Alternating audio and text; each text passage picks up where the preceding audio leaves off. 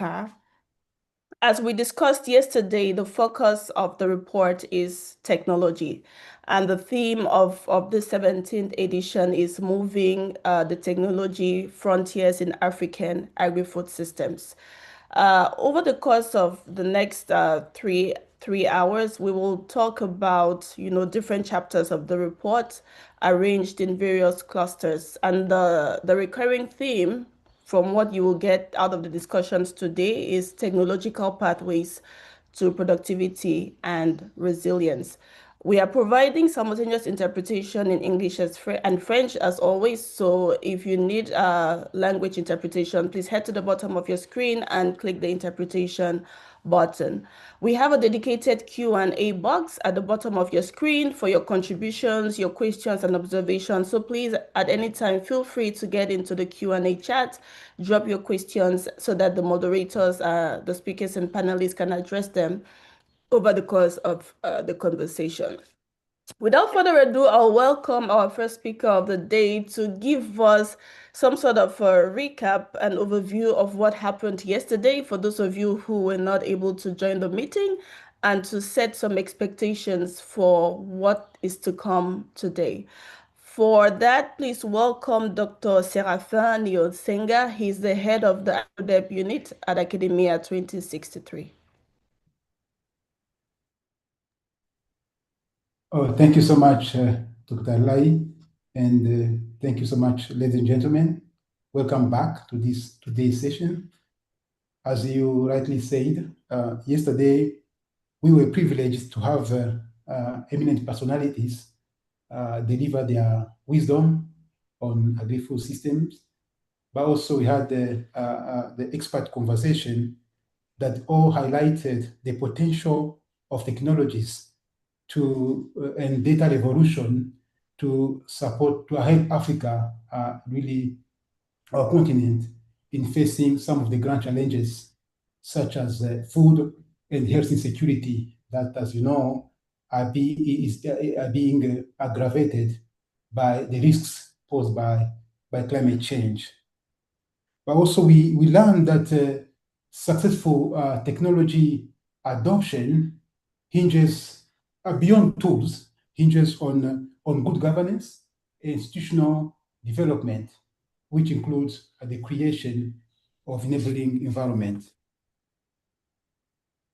We were reminded that despite all challenges, not all hope is lost. As highlighted by the late Professor Karistas Juma, Africa can still enjoy the benefits of the late karma advantages by utilizing available cutting-edge knowledge and know-how that has been amassed globally as the continent builds its own research and technological capabilities. An example of AI and the mobile phone revolution was given by Professor Shengen Fan, while Dr. Abdul Dengwano of ISIPE took us through advances in insect science and technology that can really contribute to improve our food security and environmental health. Experiences in Europe and Latin America were shared, as well as opportunities for South-South collaboration were highlighted. Ladies and gentlemen, as Lai said, there is still a lot in store for us today and tomorrow. Today's presentation alone will focus on technology platforms in areas such as biotechnology, earth observation, AI, and digitalization, with practical examples of where those platforms have created impacts. As promised, Dr. Lai has shared the link to the report, and I hope that you were able to consult it. With this, I invite my colleague, Dr. Butake, to take us through today's agenda and enjoy the presentations. Thank you so much. Over to you, Dr. Butake. Thank you so much, Dr. Niyonsenga, for giving us a recap of yesterday's activities. Indeed, we had a rich panel of high-level speakers who debated the findings of the report. We had policy leaders at a continental level. We had AgTech leaders as well. And we had a diverse group of stakeholders who delved into the findings of the report and opportunities for Africa. So we are heading straight into the next session, Cluster 1, Digitalization, AI, and Biotechnology. We have 45 minutes dedicated for this session, and I will now invite the moderator, Dr. Benjamin Kwasi Adom, Advisor for Agriculture and Fisheries Trade Policy at the Commonwealth Secretariat, to take over. Over to you, sir. Thank you. Thank you very much, Dr. Lai Butake. Pleasure to join you today from London. Sorry I missed yesterday's session, so it's good to get a recap. We have experts, so I'm not going to waste time. We have experts to take care of this session. I hope all of them are here. It's a tight schedule, and I think you've been allocated 8 minutes of presentation. So we will go straight to Dr. Jean-Paul Paye.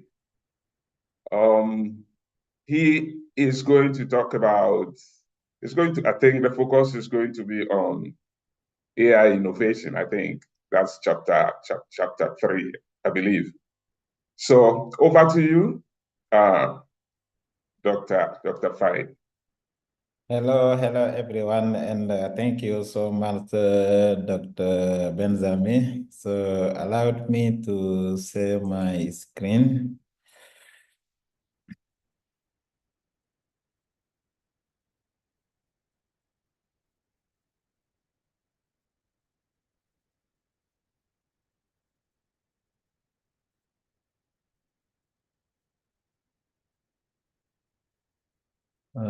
Okay.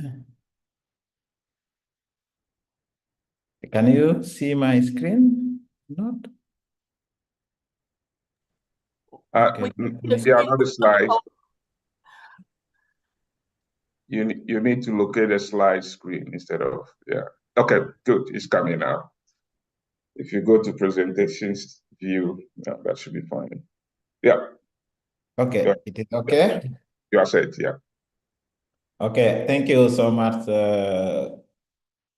again, the moderator, and my presentation today will be, the title of my presentation is the Untapped Potential of AI and Geospatial Technology in African Agriculture System. And my name is Dr. Jean-Paul Faye, and I'm the head of AI Innovation and Modeling Unit in the Department of Data Intelligence and Governance at Academia 2063. And this chapter was written in collaboration with Racine Lee, who is actually the director of the Department of Data Intelligence and Government. And also with Labali Toure and Musa So from University of Sin Salum, and Hadim Jah and Mansour Jah, who are also at Academia 2063. Okay, the outline of my presentation is fourfold. First of all, I will give a short introduction for the context and the challenge for the agri-food system in Africa. After that, I will give a first summary of the chapter by saying why this chapter is important and what is actually inside in some lines, of course. And after, I will discuss more about the framework for assessing the untapped potential of the AI for African agri-food system, and end by a summary. Okay, the context is the fact that it is known that African population will reach between 20.5 to 20.6 billion by 2050. So, and global analysis actually expect that it will require around 70% of increase in the agricultural production if we wanted to feed this increase of population. And this means that African agriculture actually need to be modernized and to embrace the new technologies like AI and zero spatial technologies. So the challenge is actually, I'm giving here some of them, but they are more than that. But the more important are the climate change and climate variability, the land and water scarcity, but also the fact that there is less information about the market. This is really some challenge that we need to solve. And what I'm giving here is what are the potential of AI in to attack this kind of challenges. There are many of them because we know now that satellite imagery can provide detailed data on crop health, soil condition, the weather, and so on. But also it can help us to identify the water stress, to provide early warning of drought, and so on. And also, if you combine the satellite data with some AI methods, it can actually transform this data into actionable insights. And one example that we already have is actually the platform, the program Agua, which is a platform that you use satellite data and machine learning or AI techniques in order to provide forecasting in food production. And this is actually done for across several African countries. But also the AI and geospatial tools can help us advise in soil nutrition, weed detection, irrigation management, and field level crop health monitoring. This is, some countries already started using this kind of technology in their agri-food systems. But the problem is actually, even though there is this technology that we can use, it is known that in Africa, the adoption of AI and geospatial tools is not uniform as it should be, because there is some limitation like the connectivity, like the electricity supplies, the lack of capacity building on AI and geospatial tools, and also the lack of digital scale. But the most important is also the lack of financing, because government does not allocate the amount required for the adoption of AI and geospatial tools. And this is because this is why we were interested on this chapter, where we want really to examine the untapped potential of AI and geospatial technology in Africa agri-food system. And what the chapter does, in some words, is actually to review the key advances in AI and remote sensing relevant to African agri-food system. It also introduced a multi-dimensional untapped potential index that we call the UPI. And this UPI actually assesses each country readiness, the needs, the data infrastructure, the policies support, and also the current adoption of AI and geospatial tools. So most of the presentation will be based on this index and on this indicator and the sub indicator that allowed us to compute this final one. The chapter also identify where the largest opportunities lies, because if we, based on these frameworks of the UPI, we can see which country has more opportunity to embrace AI and geospatial tools in order to modernize their agri-food system. At the end of the chapter, discuss also the policy required to harness AI and geospatial technology when you want to improve food security across Africa.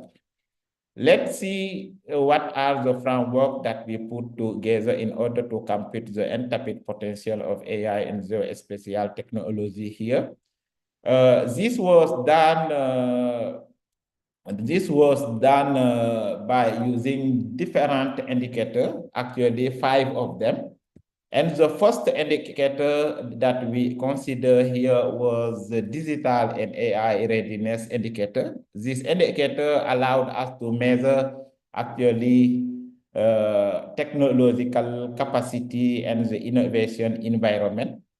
And what we consider in order to compute this indicator, maybe there are something that we can add, but in our case, the most parameter that are important was to include the existence of a national AI and digital agriculture strategy. We were looking if this parameter exists in the country. And also the internet and mobile penetration rate. What are because this is important, for example, if you wanted to use the AI tools or geospatial tools, the internet must be there. But also the number of AI and data science training program nationally. This is actually to see that if there is some of the population that are dedicated in these programs, and the number of AI startups involved in the country agri-food system. When we do this, and we see that in this picture, unfortunately, is only some countries in Africa that has large score, like South America, Morocco, Egypt, Algeria, Ghana, and so on. Some of these countries actually score well. It means that they have readiness, but most of the African country was below actually the mean value that are expected to tell them that they are ready. On another indicator that we use is actually the agri-food system transformation need indicator. Here, actually, it allowed us to capture the urgency with which a country need to transform its agri-food system. And the parameter that we consider here to compute it was the agricultural share of national employment and the GDP, but also the yield gap for the country's staple crops and the prevalence of hunger on malnutrition in the population. Dr. Faye, this is Benjamin. I'm not sure how many more slides you have, but Yes. your time is passed, so you need to conclude, please. Yes, okay. And the third one was the spatial and data infrastructure indicator. And you see that in Africa, some of them are not scoring well. I have to go faster. And there is also the indicator that are the policy, institution, and financial and enabling indicator. And the last one was the current AI and geospatial adoption in agri-food system indicator.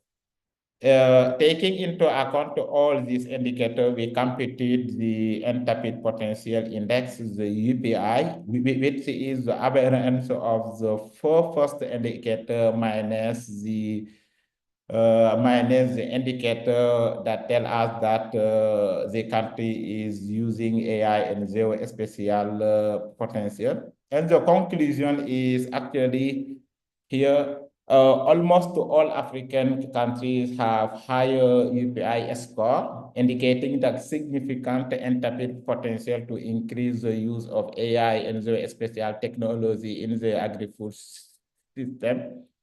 And this is actually, this latent potential reflect both a pressing need, driven by challenges like yield gap, climate risk, and market inefficiencies, and growing readiness in terms of infrastructure, policy framework, and human capitals. And all these actually are written in the chapter. And for more information, it is good that you go in the chapter and read more. And thank you so much for the moderator.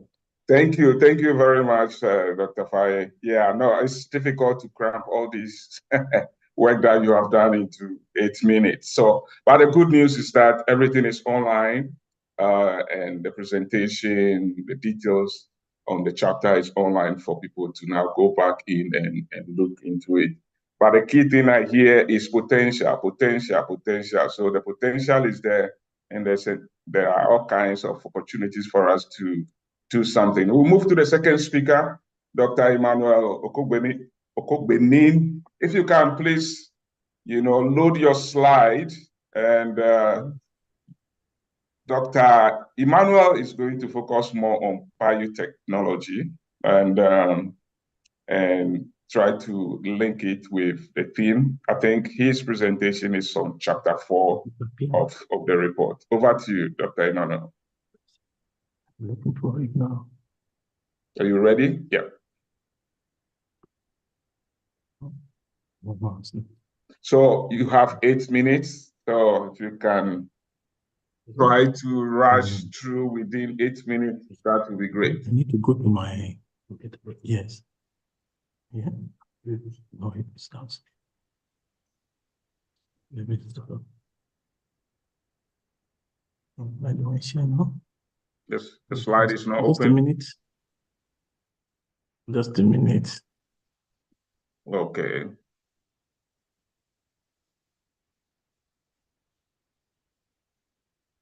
Yeah.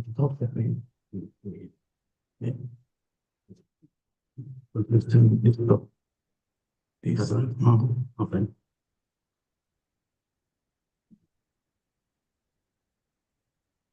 Just a minute.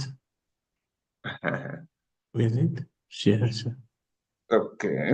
Look it off here. Okay. Good. Send request. Yeah, let's go ahead. It's okay? Yes, we can see. We can see your slide. Yes. Okay. Good afternoon, everyone. Again, so thank you for the invitation. And I will be speaking on optimizing biotechnology paradigms. The application for agri-food systems transformation in Africa. I know I have 8 minutes, so I have to move quickly. So I will do a brief introduction and then speak a bit on biotechnology in Africa, and then see how we optimize the delivery, and then what will be the call to action. Just to set the stage, we have biotechnology agenda in Africa already. From historical perspective, African leaders have spoken about it, that we need to anchor it, and CAADP 2003 recognized science and innovation as drivers of growth.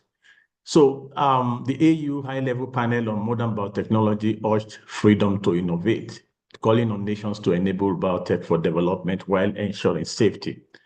So this has been again reaffirmed from the meeting in Kampala last year that recognizes biotechnology as one of the several transformative innovations to radically revolutionize agri-food systems, and also to promote emerging technologies within the 35 intervention areas that were identified and embedded in biotechnology and other technologies as a strategic roadmap for agri-food systems transformation. So what I'm saying here is that the discussion on biotech is not new. It has been supported by the leadership on the continent, and we are not saying anything new. We're just trying to say, how do we make it work in Africa? How do we walk the talk? So the background is there. The leadership has set the setting. So we don't need to say, let's call on our leaders to support that. That's not what we need. They already supported that initiative. Oh, this is not moving. Okay, so why biotechnology?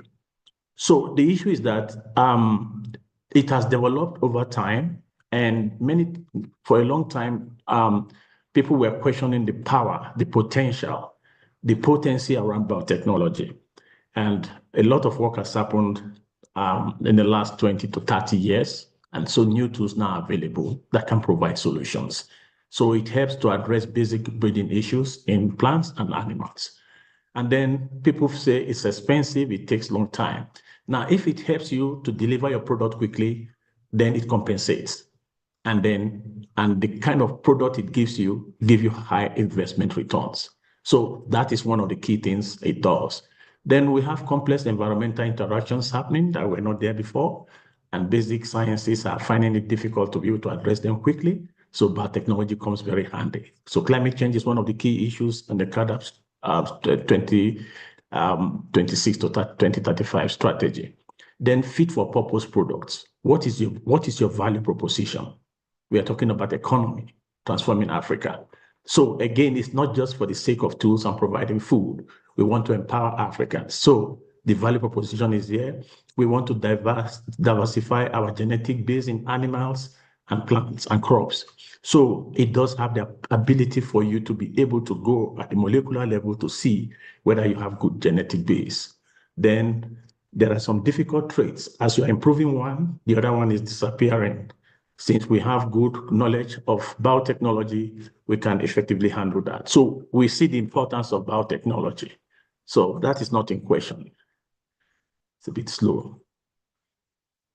So it has evolved over time. The first phase, biotech, they are still very important, like tissue culture, hybridization, we're still exploring that. Of course, we've moved away from protein markers.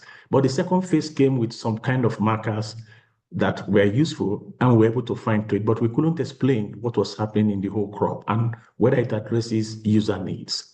But with the precision tools, SNPs, sequencing, recombinant DNA technology, genome editing, omics, all of them have further helped to refine things and gives you very strong control on the kind of product you are developing. And with those tools, we are able to develop molecular biology strategies. And those molecular biology strategies are what is changing the situation on ground in terms of agricultural productivity with relevance to food systems.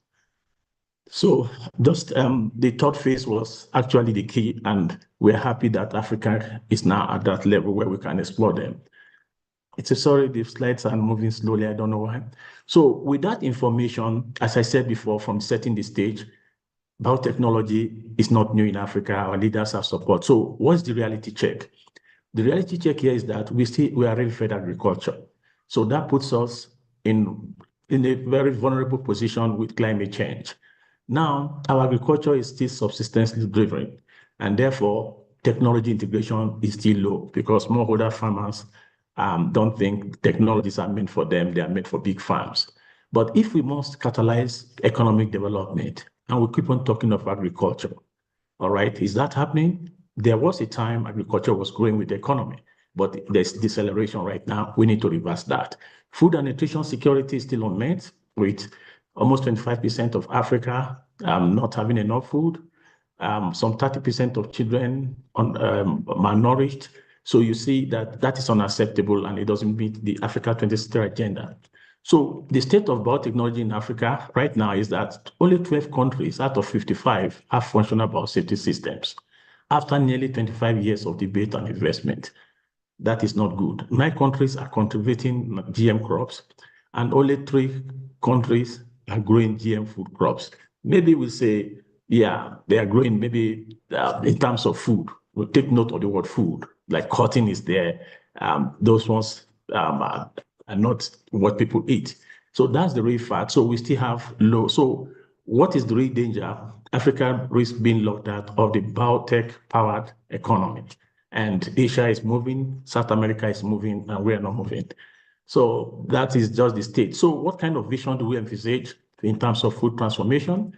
We are going to be looking at an agriculture that is highly driven by technology. So we say technology-based and system-driven agriculture that economically, it must have economy there, supports a shift from subsistence agriculture to agribusiness. So the farmer must find a reason to take up your technology. And it must be system-driven because it has to be organized from the point of production to the point of sales and use at home.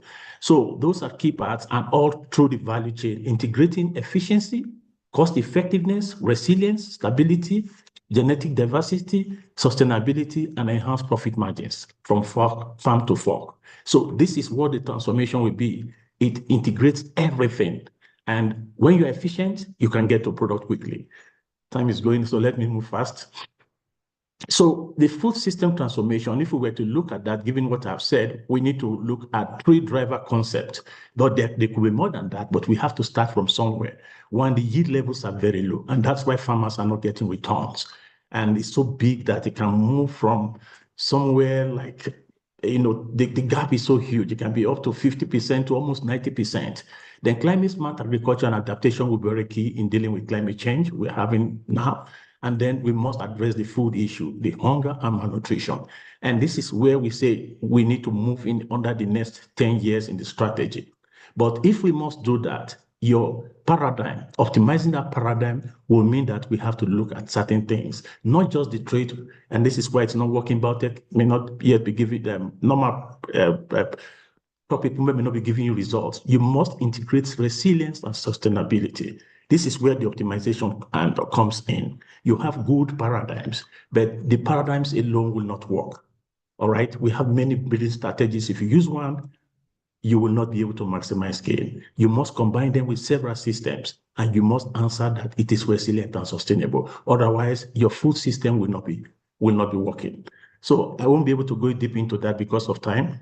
So in terms of cost dimensions and opportunities, there are many things that have happened, but I just want to quickly move away from this slide. I don't want to go into technicalities. Cost of biotechnology has really gone down. It has gone down a lot. And we know from like 2001, where you could spend $100 million in sequencing genome, we can do that with $100 today. Doc, you need to be concluding soon. Yes, I'm trying to do that. So cost of production, cost of biotech has reduced quickly. So let me move quickly. And that's the message I want to pass there. And many techniques are available. Tissue culture is there, hybridization, those are conventional technologies. The new breeding techniques, transgenics, the genome editing are there. But take note, it's not just only the plant thing you want to address. Biofertilizers, vaccine development for animals, therapeutics, biopesticides, disease diagnostics, those are environmental friendly. And we have the short time to medium approaches, and the cost also will differ depending on the technology.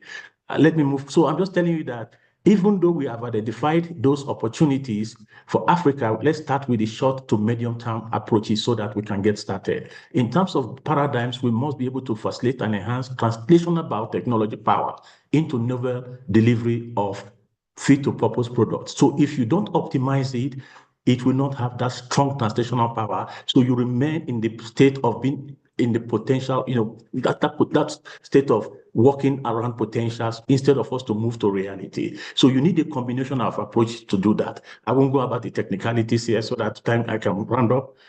Sorry, my slide takes time to move. So I have given in the paper the impact pathways. You see, series of biotechniques are very useful, but where you apply them differ. You can't be applying biotech only to product development without looking at seed. Otherwise, it doesn't go to farmer. Without looking at soil, you need to look at that pest management, value addition, the value proposition. But you must combine it. All those things are discussed in the strategy. Combine it with mechanization, regenerative agriculture, seed system, input system, market systems, and so on. Only when you combine several systems in different areas of application will you now be able to transform your food systems. So to conclude, I'm calling to action based on that paper that we need to optimize biotech paradigms to drive food systems resilience and sustainability. We need to create a pro-biotechnology policy environment because that's still a challenge on the continent. We must remove the bottlenecks in regulatory systems. We also need to adopt best practices in seed science and scaling because you need to be able to move out the benefits of biotech in a way that people can really get their hands on it. And lastly, this is something we have been talking in Africa from the last declaration. We don't have enough funds. We need to find a way to create more funds and build strong partnerships to ensure that biotech is well funded and that people can benefit from it. Thank you so much. Thank you, Dr. Emmanuel. It's always difficult, but you have been able to address a lot of issues in there. And there are a number of questions already coming specifically for you. So look at them and see if you can respond, because we may not have time to respond to these questions in any other way. So you can type and respond and answer those questions in the Q&A session. We go to the third speaker. Then after the third speaker, we will have discussants. So Mr. Benjamin Grau, if you are there, can you please load your slides? You're supposed to focus on digitalization. So over to you, once you are ready. Thank you very much. From one Benjamin to another. My name is Benjamin Grau. I'm really excited and honored to be here to talk about Chapter 5, which speaks about is about digitalization in African agri-food systems from e-learning to e-markets. I'm a co-founder of FarmBetter, so I come more from the side of practice from a company that provides advisory to over 45,000 farmers around the world. And then a big thank you to my co-authors, Doctors Kibram, Calvin, Samuel, and also John, who worked with me on this. Now, when we talk about digital innovation in this context, what is it that we're talking about? Because people often aren't quite sure, is it just the technology? So is it just SMS? Is it just AI? Or actually also the services provided? So here we hark back a bit. I'm just going to scratch the surface of our paper. So please go and have a look at all of it. I think it's actually quite entertaining and fruitful to read. But so basically, we talk about digital innovations not just as the technology, not just as an invention, but about the services and solutions that they provide that are provided through them, be it advisory, be it market access, be it price information, for example. So it's both technologies developed, the services they provide, and actually the value that they're providing for the users, in this case, farmers, farm organizations, or also off-takers. So I want to take you through a few numbers and facts that are actually in the paper. Most of them aren't original research, but I think they'll give you a good understanding of the state of digitalization. If you see one of these numbers and you know already what it is, feel free to just add that in the chat. I'm going to get right into it because time is limited. 1.6 is the percentage of global agtech investments going to Africa in 2024. And that already highlights one of the key, I think, challenges. It's been mentioned also in the biotech presentation, is really funding and investment. Basically, these platforms and technologies, if we really want to implement them in a way that they create value in an African context, they will need quite a lot of upfront investment, and that is currently not in. I think there's not enough of it there to really move forward and have digital innovations transform the agricultural sector. 27 is the number of AgTech solutions that reach over 1 million users. This is a global number. I think 2022, 2023 it was. And this is out of 1,200 that were seen, in this study globally, or 650 plus in Africa. That shows you that when we look at AgTech, and especially when we look at the providers of them, the often companies, but not only companies, but generally providers of agricultural technology solutions, we have very many out there. It's very fragmented and very few that go to scale. And that for me highlights another big challenge, which is around the business model. And it's linked, I think, to the investment. Often there are great ideas. Often there are even products that create value for a specific part of the value chain, let's say for a farmer or for a cooperative or for a consumer. But for them to scale, they would need a sustainable business model behind it. And that's often missing or is really hard to find.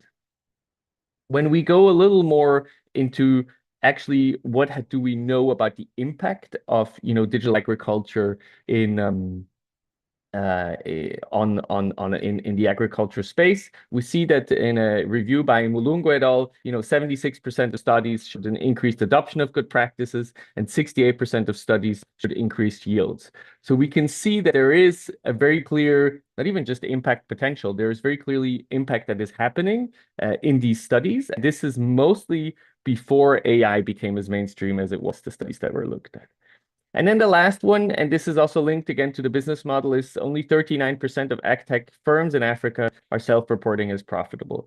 So what we see is a space that has huge potential, is vastly underfunded, but also has already proven impact, at least or to a degree, in adoption of good practices and increased, this was incomes, not yields. What are the key challenges? Infrastructure and connectivity, a very basic one. This is essentially when we talk about mobile connectivity, electricity, also roads. When we talk about market access for farmers, often a key cost point is actually just physical access to markets. And I think this is a key challenge and will get bigger even with the advent of AI that promises, especially in digital advisory, even higher impact and positive impact for farmers, but they need to be connected. Then when they're connected, there's a recent study out of Kenya that showed that only 30% of rural smallholders actually felt comfortable using mobile applications. So even where there is connectivity, we still have 70% of people being locked out through digital literacy or capacity. I put the star here because what I would say is a bit emerging right now in the AI space is that this is becoming less important because farmers are able in AI, let's say chatbots, to speak in their languages, often to speak, not have to write. So it becomes much more intuitive, and user interfaces generally are improving also. User experiences are becoming easier. One more thing, and this is out of I would say emerging evidence out of a research project that we're part of with FarmBetter, which is called AgriPath, a 5-year research project looking at what are the most effective pathways for digital advisory in agriculture around the world, including in Africa. And what we're seeing there is that pure digital solutions can be constrained by the fact that they lack often trust with farmers. So what we've seen is that for not just scaling in terms of reaching numbers, but actually adoption of practices, actually happening, often a human still needs to be involved. So pure digital solutions can also be constrained in their impact potential. We have regulatory and policy challenges. I think this is probably across the field, but here very strongly, we saw in the first presentation how few AI strategies there are on the continent, but also more generally, there's added taxes to digital payments and so on that all make adoption of digital tools much harder. To establish God's kingdom. Yeah, then we've mentioned funding. The offering often isn't tied specifically to the needs to the farmers or only looks at one specific points and business models. And lastly, and this is what you see on the right, the transition to sustainability. So essentially, we believe that digital technology offers a great opportunity to advance also the transition to sustainability because it allows much more context-specific and local advisory than was previously possible. At the same time, when we look at the topics here, some of them are sustainability oriented, but the ones specifically in sustainable agricultural practices are only 12% of the studies examined. So you can see that a lot of it is around, for example, nutrient management. So there's still a lot of room to align the advent of the scaling of digital technology in agriculture and the transition to sustainability.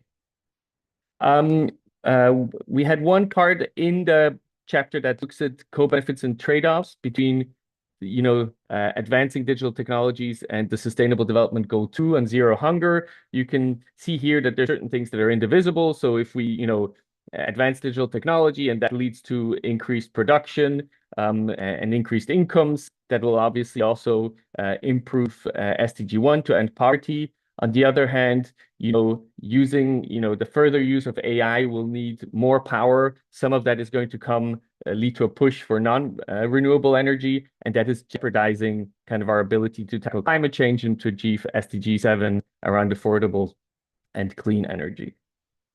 Lastly, I'm going to end here with key recommendations out of our chapter. You can go deeper by actually reading it. We feel that bundling and integrating services is really, really important. I didn't go into depth into that before, but obviously farmers have more than one need at any time. And what we're seeing over and over again is for scaling and adoption, if you bundle different services, they perform better on average. The institutional ecosystem here, I think this is policies needed and also creating the environment to allow for more investment specifically in digital agriculture.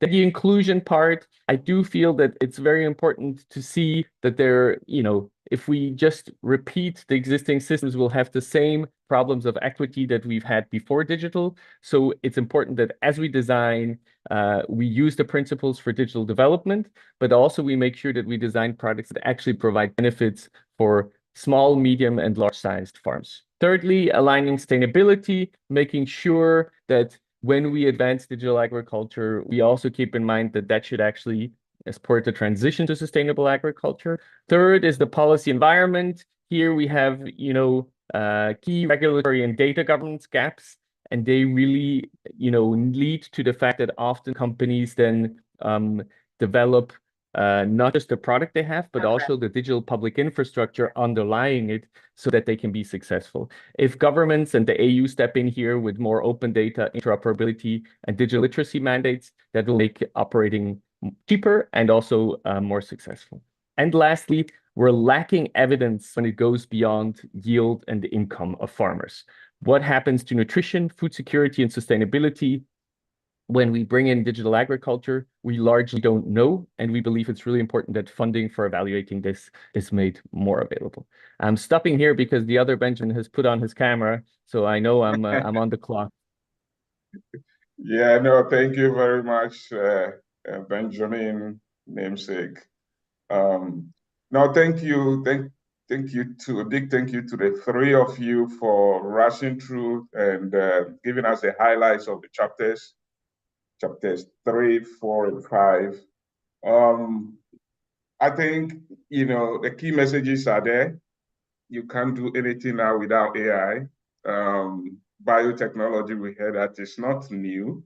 We have the leadership support across the continent, and we need to move beyond that. And from Benjamin's digitalization angle as well, there's so much. The impact has been shown. So where do we go from there? I think that's the key. So we have 3 other experts that are going to react to the presentations based on their own experiences and others. Unfortunately, we don't have the 7 minutes allocated to each one of you. So we'll give you 5 minutes each to see whether that will work. Ms. Priscilla Wakarera, Dr. Julius Echuru, and Mr. Ken Loento. If you can turn your cameras on, we'll start from Ms. Priscilla Wakarera, co-founder and CEO of ReSAKSS Hub. I have 2 questions for you, but I don't know. I think I'm going to combine the 2. If you can respond to the 2 within the 5 minutes, that would be great. that from your perspective, what is the biggest challenge that smallholder farmers face in terms of managing soil health on their farms? And what are the priority interventions that will enable farmers use available technologies, some of them that we have heard, for soil testing and soil health management? Those are the two questions for you. If you can combine them within 5 minutes, that would be great. Thank you very much, Dr. Benjamin, for those questions, and also to the previous speakers for taking us through the 3 chapters. I think from my perspective, and essentially from our experience at RIA, we have found that, and as we can see from these 3 chapters, that the biggest challenge around soil health management for smallholder farmers is not really an absence of solutions, but it's the persistent disconnect between innovation and the on-farm reality. You find that across Africa, a lot of the farmers are still cultivating on soils that are degraded, low in nutrients, and very highly vulnerable to climate stress. This then directly undermines productivity and resilience, even though the continent has very enormous agroecological potential. We have also seen that major advances around science and technology, like the ones we've just spotlighted, like biotechnology, will offer a pathway to improve nutrient use efficiency and restore the soil function. We have seen artificial intelligence solutions, sensors, and geospatial tools, like what we use at RIA, to diagnose soil conditions, track degradation, and also provide guidance for more precise nutrient management. Other companies, as highlighted, are also utilizing digital advisory and e-extension services that can then translate the complex soil and climate data into more practical guidance for farmers. But the biggest challenge is, although we've been told that a lot of the countries have shown a very high UPI, most of these innovations are remaining out of reach for the farmers. We have limited connectivity, weak data infrastructure, affordability constraints, and a very big skills gap, meaning that farmers are forced to make critical soil management decisions based off guesswork without any reliable field-specific information. We have found that with most of the governments currently, extension is very stretched, and most farmers are not even able to receive any type of advice.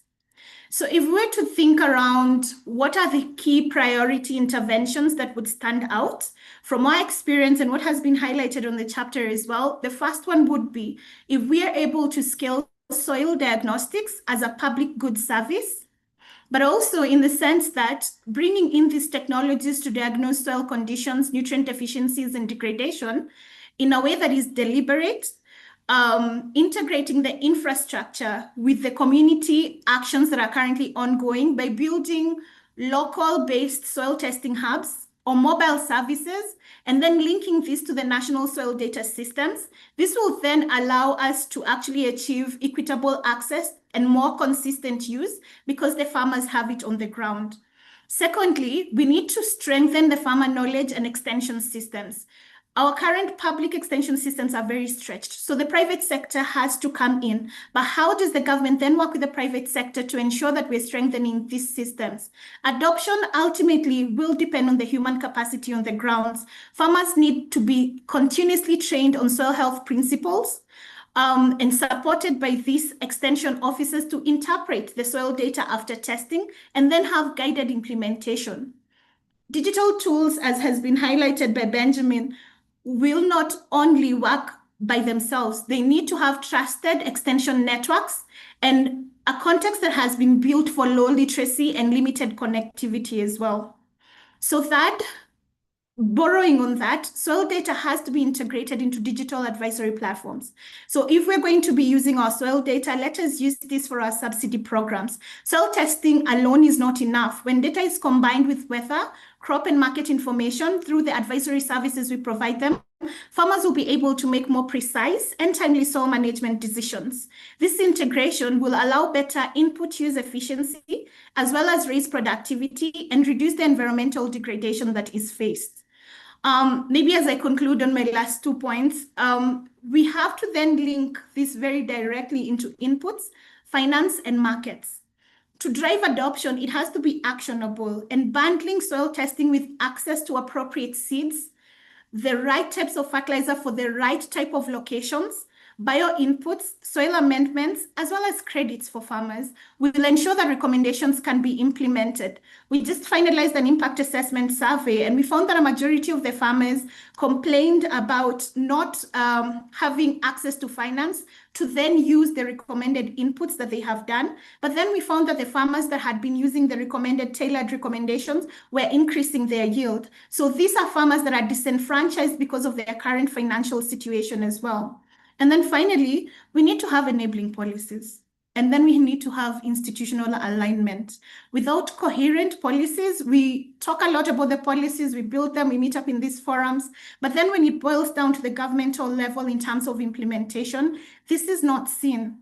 We are able to see projects and pilot projects that work well, but as it was highlighted yesterday by Dr. Evelyn Gitau, we need to build consortiums with the public and private sector, as well as institutionals. We need to collaborate and partner. And by building a cohesive structure around it, we will stop thinking about soil health as a challenge rather than as a solution by building in the system-driven solutions. Thank you. Thank you, Priscilla. I just picked something from what you said at the beginning, the disconnect between innovation and the reality. I think that is key. That is key. Let's go to Dr. Julius Echuru, Principal Scientist and Manager, Research Innovation Coordination Unit at ICIPE.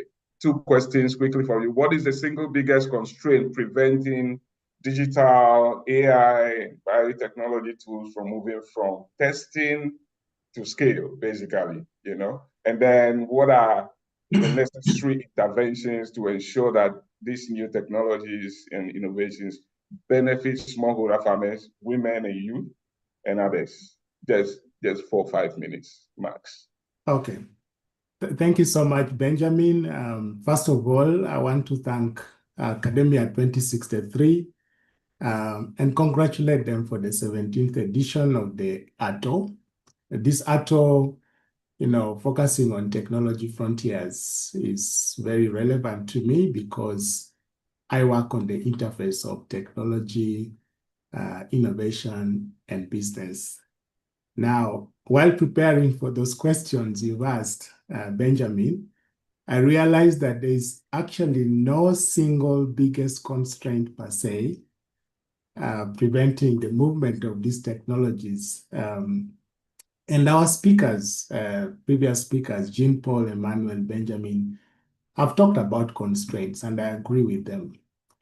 Instead, what I've noticed is that innovation is what truly matters. Because innovation involves combination of various elements to bring about products and services to market. And it happens in a very nonlinear fashion. So that's key. And when we focus, in my view, also on biologically based resources as the primary feedstock, we can have a tremendous impact on nature and society. But only if we incentivize our scientists to enter the business world. And for me, that's my one single message from this. If you don't hear anything else, I say we need to incentivize our scientists to get into the business world. And therefore, what I propose, and what other speakers think was especially Benjamin, we need to build competitive science-based tech-driven businesses, based on our inventions and discoveries like have been discussed. Now, for me, in the field that I work on and also reading the papers, you will notice that agriculture is contributing the largest to our GDP, and then, of course, construction and services. But if you look at manufacturing, it's very low. For most countries, below 10%. So in my view, that's where the intervention is. We need to diversify sources of growth, and we need to promote manufacturing. Promoting manufacturing means promoting value addition, especially to biological resources, if we are to achieve that. And value addition demands scientific knowledge. It demands innovation to bring the products and services to market. And again, this is why I say we need to build adding to all whatever we do, the idea that we should build competitive businesses. Now, for me, I believe that these businesses, as Priscilla said, should address local needs, and that's important. But they should also compete favorably, both within the country and also regionally and internationally. And therefore, what we often miss talking about is we need the right skill sets, and we need creativity, we need infrastructure to make sure we have those competitive businesses and competitive products. Now, as I come to a close, I believe that universities and public research institutes hold immense untapped potential. And this potential lies in incentivizing scientists to enter the business world. And here I'm not talking about going into real estate or land trading. That's perfect. It's good, as additional source of income. But I'm talking about scientists getting into science-based enterprises that create higher value bio-based products and services. Therefore, I propose 3 things in addition to what our speakers have said. 1, let us build sustainable businesses grounded in the scientific discoveries. I think as Emmanuel, I think it was Emmanuel who talked about the different opportunities biotechnologies bring. Then secondly, we need to encourage scientists to become entrepreneurial and enter the business world. I call them entrepreneurial scientists. I'm not saying all scientists, but there are those who are entrepreneurial. Then lastly, we need to promote open innovation among large-scale private sector players to diversify their product offerings and also foster enterprise growth.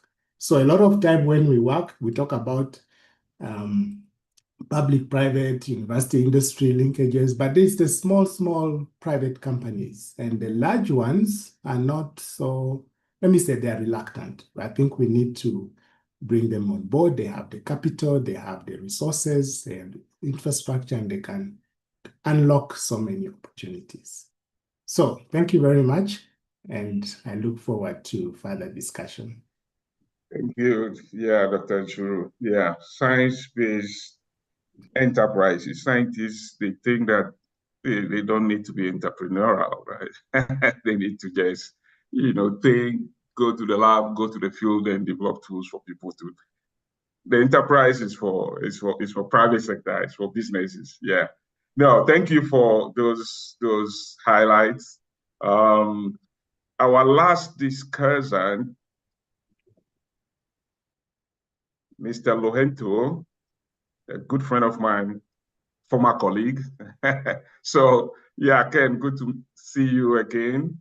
You have 2 questions for 5 minutes. What are some of the potential entry points, policy programs for development partners to improve the use of AI and geospatial technologies in African countries? And then could you share a key policy area that can be prioritized to accelerate responsible agri-food innovation in Africa over the next 5 years? Over to you, Ken. Thank you very much, Ben. And yeah, it is a pleasure to also see you again today. And I also want to greet my co-panelists and thank organizers for inviting me to share some ideas about this great event. So regarding the entry point for development partners to improve the use of AI, I would like first to mention the fact that we really need to improve value chain and agri-food system data availability for AI readiness. And I have been happy to hear and to see in the report that there is the AI Readiness Index, if it is the right wording that I have heard, that has been, I would say, designed I think it is a great tool that we need to leverage so that we really can improve the AI readiness for our countries in this specific sector. So we really need to do that because the primary bottleneck for AI in agri-food system, it is not algorithm, it is actually data. And across Africa, agricultural data remain really fragmented. They are not sometimes linked to geospatial layers. So for AI, geospatial technologies to deliver value, we really need to invest in AI readiness, starting with robust agri-food data infrastructures. And this includes digitizing value chain data, production data, calendar pest, information, market information, foundational data sets such as soil data that Priscilla mentioned when she was talking, interoperability, data that are interoperable across ministries, research bodies, and private sector. These are key points that really need to work on. And in the framework of a project that FAO implemented, particularly in Malawi, in the framework of one initiative that we call Digital Village Initiative, we have really illustrated that issue. We developed an AI chatbot for the banana value chain, which technically functioned very well. And we have learned that actually it would have been better, particularly if we want to scale, if we had more data for the banana value chain, more data regarding the local ecosystem, the cooperative data, and those data need to be validated by government. So this is really a key issue that we need to address. The other issue, I will not talk about it a lot, is about capacity building. I think many colleagues have addressed it, and we have also addressed that issue in the DVI project that we did in Malawi. We have trained notably extension workers on how to leverage AI tools, generative AI particularly. I would like to mention a third entry point, which is improving African language AI models. Most generative AI systems are poorly trained on AI, on African language dialects and agricultural vocabularies. So we really need to improve on that. And I would like to cite the example of an initiative that Benin, my home country, where I'm talking from now, Benin has launched an initiative that they call J'aime ma langue. Also, I like my language. So it is a project that is helping to collect content on local data, and this will lead to the creation of local language AI models that AI tools can use. Another point that I want to mention is about the need to research sustainable business model for digital innovation program, and this has been also a bit addressed. But when I'm talking about a business model here, I'm not only talking about startup business models, but in many cases, government also develop solutions which fail because of fail or stagnate because of lack of sound business model. So we really need to address that. And once again, it goes beyond startup, I would say, cases. And of course, we need to better collaborate on AI initiatives. And for example, in that project that I was talking about that we did, the DVI project, when we wanted to develop an AI chatbot, we learned that the government of Rwanda, the Ministry of Rwanda was also doing that same initiative. So we have collaborated and we are working together on that. To finish with, in terms of policy area to accelerate responsible agri-food innovation over the next 5 years, the main one that I would like to address is really that we need to devise policy strategies to facilitate investment in agri-food digital innovation. And for that, we need to de-risk, for example,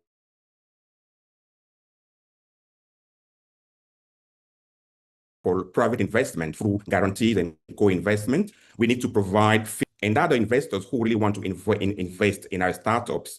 And lastly, we really need to facilitate and strengthen, as has been mentioned by Julius, really the business linkage with the research. So strengthening research, private sector linkages in terms of innovation development is very key. So we need to strengthen basically the national ecosystem, the national system of innovation. This is some of the area that I wanted to share with you. Thank you very much for the opportunity. Thank you very much, Ken. Yeah, Ken has lots of years of experience working on this. And if you give him the whole hour, he will continue to talk about it. But yeah, business models, you know, the AI innovations, the partnerships, the investment, they are all needed for some of these tools to work.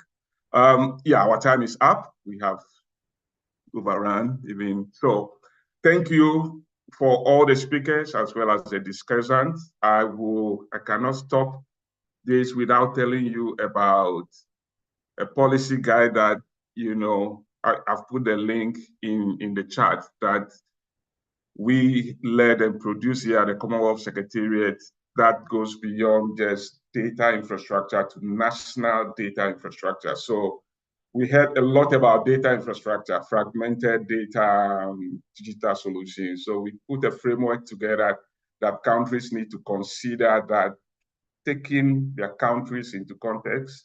And if we take national perspective, we can better coordinate our data system. So the link is there for people who have not come across it, for you to read. Then if you want more, contact us.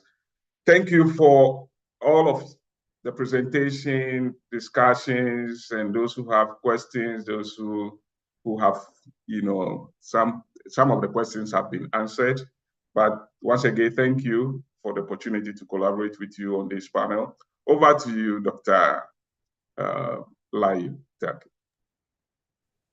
Thank you so much, Dr. Edom, and your panelists and presenters. Thank you for an engaging session and for keeping to time. Per the agenda, we were supposed to observe a short break now, but I'm afraid we do not have enough time for that. So I would encourage you, if you need to step away from your computer to get a coffee, a beverage, please feel free. We are going to carry on. We are moving on to cluster 2, which will focus on mechanization, irrigation, processing, and value addition. And to take us through this cluster, I will invite our moderator, Dr. Andrew Age-Holmes, Senior Research Fellow at the Institute of Statistical, Social, and Economic Research in Ghana. Dr. Age-Holmes, can you hear me?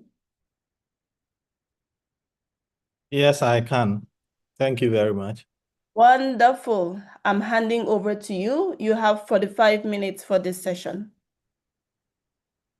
Okay, thanks a lot. And just a second.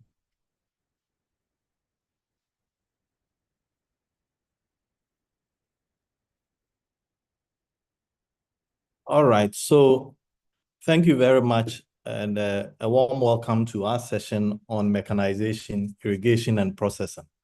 We do have 3 wonderful colleagues who would share their thoughts on the sessions 6, 7, and 8. To lay the foundation for this session, I would encourage our presenters to note that they do have 8 minutes. And when they get to the 7th minute, I would barge in a little bit to remind them to wrap up by the 8th minute.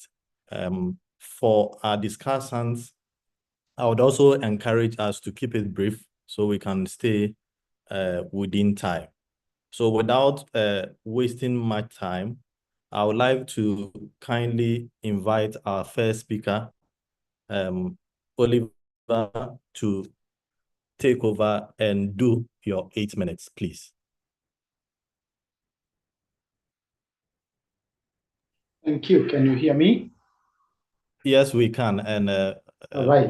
we can also see you very clearly. Thank you. I'm going to share my screen now. And yeah, so it's now 1:16, and if you can kindly wrap up by 1:22. I'll keep to the time. Okay, thank you. Could you let me know if you can see my screen?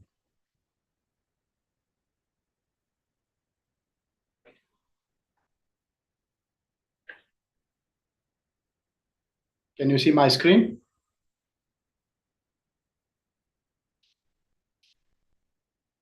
Yes, we can see your screen. Oh, it's gone now.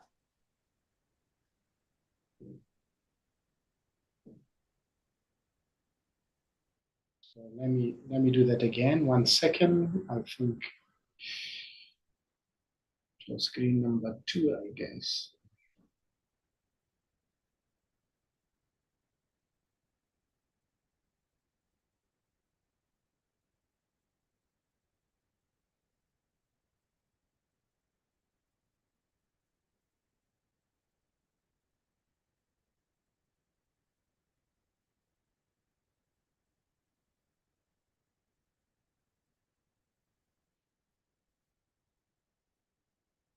Is that okay? Is it clear from your side? Can you see my screen?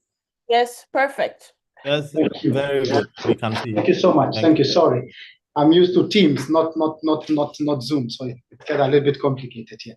All right. That's all Thank you, right. Chair. Thank you, Chair, and good afternoon, everyone. My name is Dr. Oliver Kirui from the International Food Policy Research Institute. My presentation today is draws from a joint work together with my colleagues, Hiro and Michael, all of us from the International Food Policy Research Institute. Our main topic here today is how agricultural mechanization can drive productivity, resilience, and at the same time, inclusive transformation in African agriculture.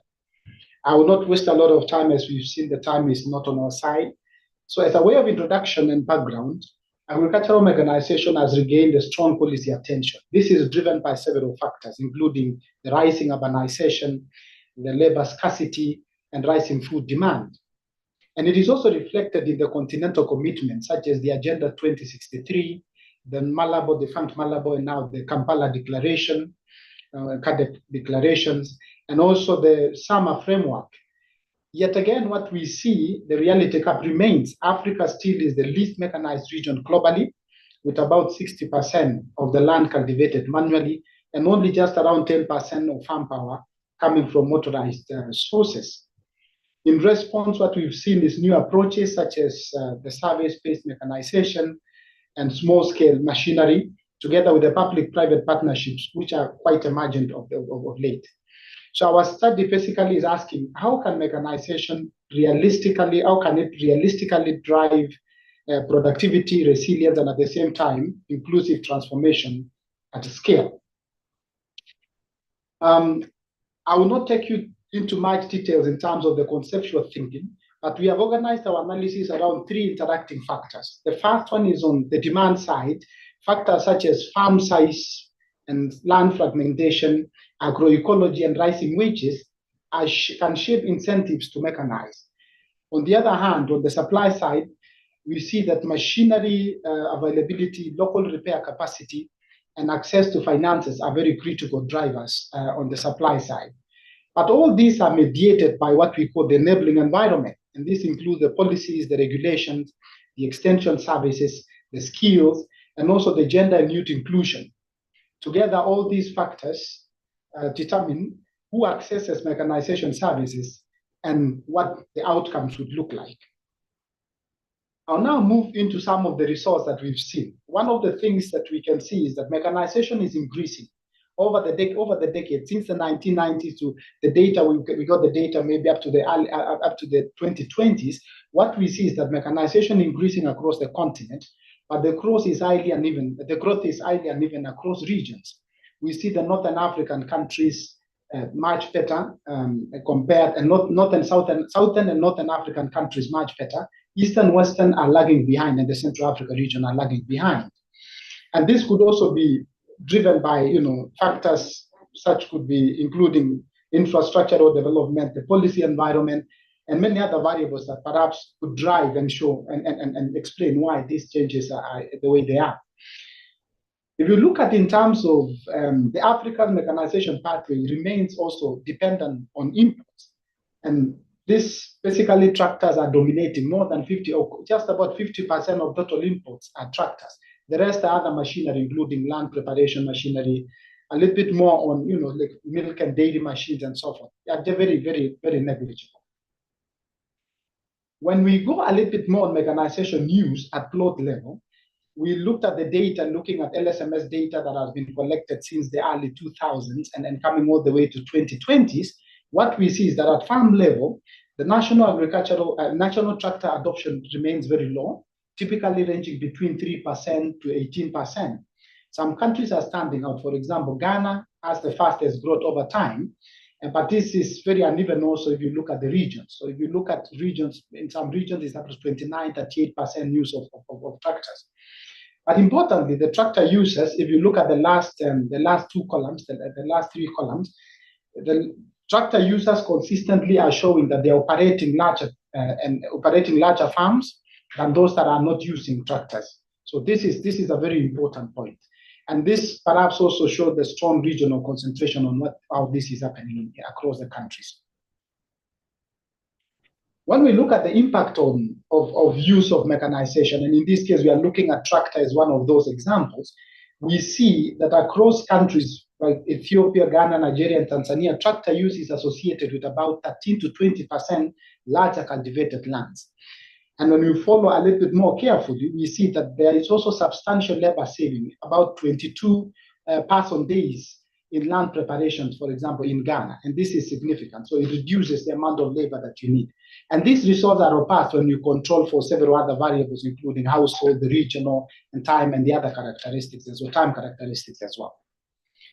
Another important aspect of the implications or the impact of mechanization on productivity is also on agriculture, total value of agricultural production, and also on the value per hectare. So what we see is that tractor use is associated with about 10 to 20% higher total agricultural production value.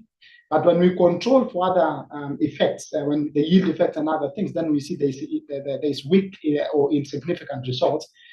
Because particularly land expansion is when you account for land expansion, then some of those effects start to disappear. This can confirm that, of course, mechanization primarily works through scale expansions, but also timeliness of preparation, and also labor saving, rather than through yield intensification per se, as we would have seen in the intensive use of machinery. Beyond productivity, there are other socioeconomic and I would say gender and resilience effects. What we've seen, for example, is that mechanization can increase production revenue and household incomes as a whole, with strong evidence of labor savings across the countries that we've seen. It also, in terms of gender effects, reduces women's agricultural labor burden more than for men. It frees time for non-farm activities, enabling the youth and women to engage in other mechanization-related service enterprises. On the other issue on sustainability, mechanization also supports diversification and economies of scope, which improves resilience as well. So more efficient service providers use less fuel per hectare, and this lowers the cost and also the emissions. I'll now speak a little bit about some of the case studies that we've seen that can model or that illustrate how mechanization can actually go to scale. Several successful models illustrate how mechanization can be used. For example, the digital platform like Hello Tractor can match idle tractors with smallholders using mobile applications and GPS. This reduces underutilization and service cost, and there's evidence of significant yield gains among users. The public-private partnership or hiring schemes is also an important matter. In Ghana, for example, AMSEC model expanded access to mechanized land preparation to about 30% of farm households. In Rwanda, we've seen that the cooperative-based harvesting and mobile threshing reduces post-harvest losses by close to 25%. When we look at another model, this is about in Ethiopia, for example, domestic manufacturing has enabled machinery designs to better adapt to the fragmented land and crop-specific needs. This reduces reliance on imports. In countries like Zambia and Malawi in Southern Africa, community-based threshing and shelling hubs have delivered up to 80% labor saving and time savings, which reduces post-harvest losses by close to 30%. One last example is on this financial and leasing model. So these dealer-led leasing models and vendor-created models have expanded access to mid-range machinery, especially when bundled with maintenance services and seasonal cash flows alignment, which basically improves and works on aggregating the demand. So to come to a conclusion, what we've seen is that mechanization is one strategic pillar that can help transform agri-food systems in Africa. But there is need to shift from what the orientation that we've known for long, the state-led provision, to market-based, data-driven, and inclusive ecosystem. We have very specific policy recommendation to different set of actors. First of all, government should prioritize enabling policies and what we are calling transparent subsidies and public investments that can expand access without distorting the markets. The private sector have a role. They can expand access without private actors need to scale service delivery, the leasing, and also financial models, and invest in localized equipment innovations. And then in terms of development partners and research institutions, they should support technical assistance, and then also impact evaluation and capacity building, especially for youth and for women. Last but not least, local governments and communities have a role to play, and this is critical in coordinating the demand, maintaining last mile infrastructure, and ensuring that there is inclusive participation. Back to you, Chair. Thank you. Thank you very much, Oliver. In your opinion, the old age question about mechanization could be addressed if emphasis is placed on enabling environment that pays attention to market-driven approaches. Thank you, as I invite our colleague Ramadani to take the session 7.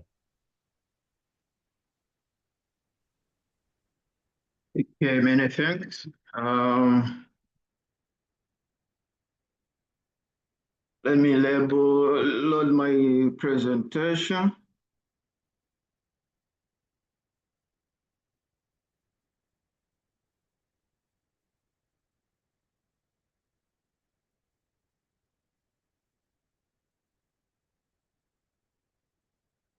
I hope you can all see it now. Perfect. You can switch the presentation mode if you can. If it will not work, we can continue this way. Thank you. Okay. So my name is Ramadani Majuba from Sokoine University of Agriculture, and I'll take you through the chapter 7 that looks on processing value addition technologies in African agri-food system. And this chapter was prepared in collaboration with other 2 colleagues who are also located in the Department of Food Science, Jamal and Rashid. So just as a matter of background, agri-food processing and value additions are essentially to African agricultural transformation and inclusive economic growth. But what we are noting now is there is a significant contribution of agriculture into the African economies, where we see that agriculture is accounting for continental active population employment of about 65%, but it faces a significant migration of youth from rural areas to the urban areas, and this trend of increase in urban population is expected to increase to almost about 48.4% by 2030. This is posing a very big gap to the most of the African country, and hence industrialization, particularly value addition and agri-food processing, present a chance for employment for the unskilled and the skilled population that is migrating to the urban areas. However, we are noting that all of these need to make this happen, make sure that processing and value addition contribute. It requires significant investment in technology, and not only technology, but modern technologies and innovation, including the digital technologies for agriculture and climate smart agriculture, but also biotechnology issues, agri-food processing infrastructure that are modern, so as to make sure that there is improvement and the competitiveness of the agri-food system. So this chapter is just summarizing, examining and summarizing the agri-processing, as well as the value addition in African agri-food system, how it links to the CADES and Agenda 2063 to practical realities that are happening within the African continent. So here, looking on the basic concept of value addition and agricultural processing, we noted that there is sometimes interchangeable use of these words, but this chapter actually we clarified by giving a contrast of value addition to agri-food processing, looking agro-processing as a subset to value addition. But also we also described the drivers. We examined the drivers of agro-processing and value addition in the African continent, where we noted that urbanization, population growth, changing consumer preferences, change in income, health, and safety, as well as sustainability are driving the changes that are happening within the agri-food system. But also we just noted that as an example, urbanization has intensified the need for the convenient, ready-to-eat foods, which actually raw materials or perishable materials or foods cannot basically meet. And we also noted that value-added products or processed products, they are basically having longer shelf life, but also boost safety and nutrition and improve marketability, and hence environmental, what we call environmental sustainability. All these together are contributing to the propelling of the Agenda 2063 and key sustainable development goals, including Sustainable Development Goal number 2, 6, 12.3, 13, and 15. Africa is so diverse in terms of what it produces, but for us to get to focus on what we need to process, we basically had to narrow down to 18 agri-food value chains. And these have been also identified by the CADAP strategy 2026-2035, and also the so-called Feed Africa strategy for agricultural transformation.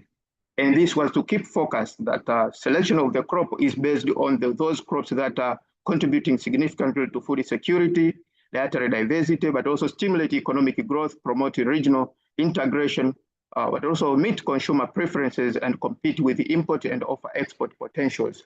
But also they have the capability of being processed and produced in mass. And these are highlighted in blue boxes there.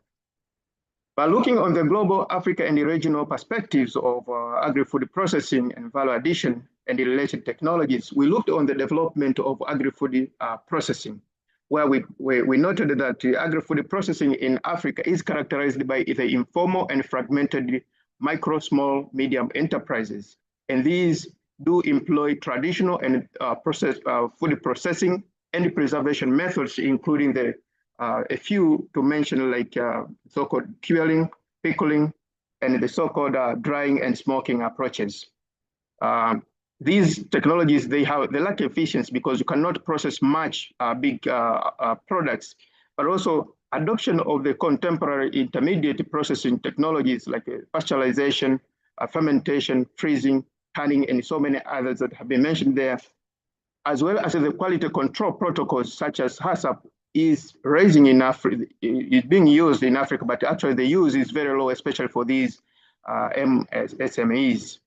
However, we just noted that the world is currently adopting the fourth industrial revolution generation technology, and these including automation, digital system, artificial intelligence, and the so-called Internet of Things, blockchain, and e-commerces into the agri-food processing.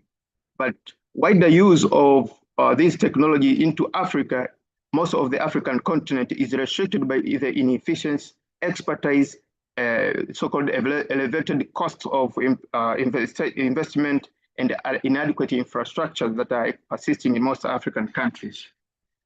So, and then we just had to examine on the how these agro-food processing technologies are being implemented across Africa. And then we just noted that. So as you go on, we try to wrap up now. Thank you. Thank you very much. So we classified those into small, medium, and large. But we just noted the MSMEs. These are basically using very low technologies, and which are the basically majority in most of the African continent. But also they have very many challenges, including the financial constraints, but also the technological constraints, but also use of the substandard quality and certification processes. Looking also on the classification based on the level of processing, we had a number of technologies that have been identified at each of the levels, but also we looked on the who are operating the systems, where we looked on and I found that we have private companies, we have government agencies, and each play different roles, which are significantly contributing to the value chain of group processing. We had a case study where we looked on how these SME could be integrated and be producing successfully. We noted that cooperative and the so-called processor organization, they have a significant role because they bring together, they have a shared infrastructure, and by so doing, they allow members to even control quality to a greater extent.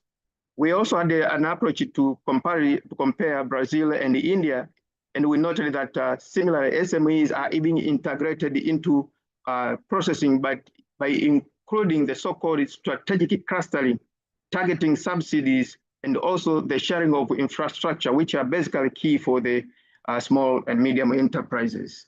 So what do we see then? Generally, we can conclude, we can say that there is a growing demand for effective food handling processing technologies to reduce food waste and losses. But the so-called agricultural processing in Africa is basically dominated by these MSMEs, which are basically having low capability. While the other global north countries are transiting to the use of fourth industrial generation technologies, we are still lagging behind because of so many limitations. Looking on the West treatment, we also that irrespective of the quality of the product, but consumer and the agro-processors do not fully utilize what they are processing. And hence, there is a need to look on the approaches such as the so-called circular economy, which is actually gaining prominence in Africa. It involves transforming waste into wealth, but also including the principles of use, recovery, and the redistribution of the surplus that cannot be marketed. So what do we may have to, we may have to give way to Greenwell now. So please. That's a conclusion. Okay, thank you. Okay, so all we noted that MSMEs are contributing significantly to the African agro-processing and value addition.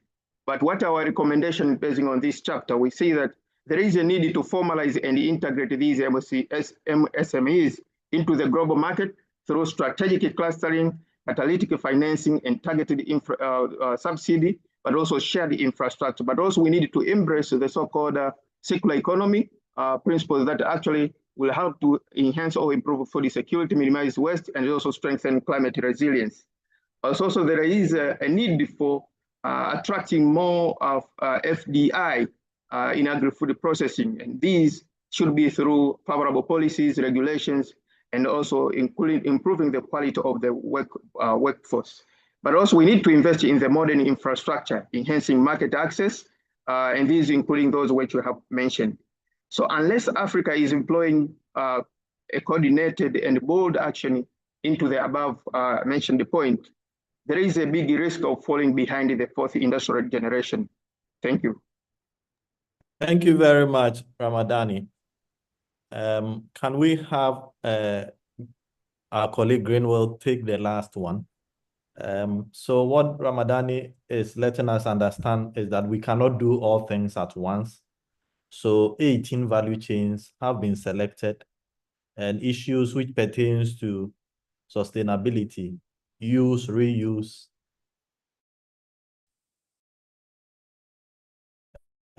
and the circular.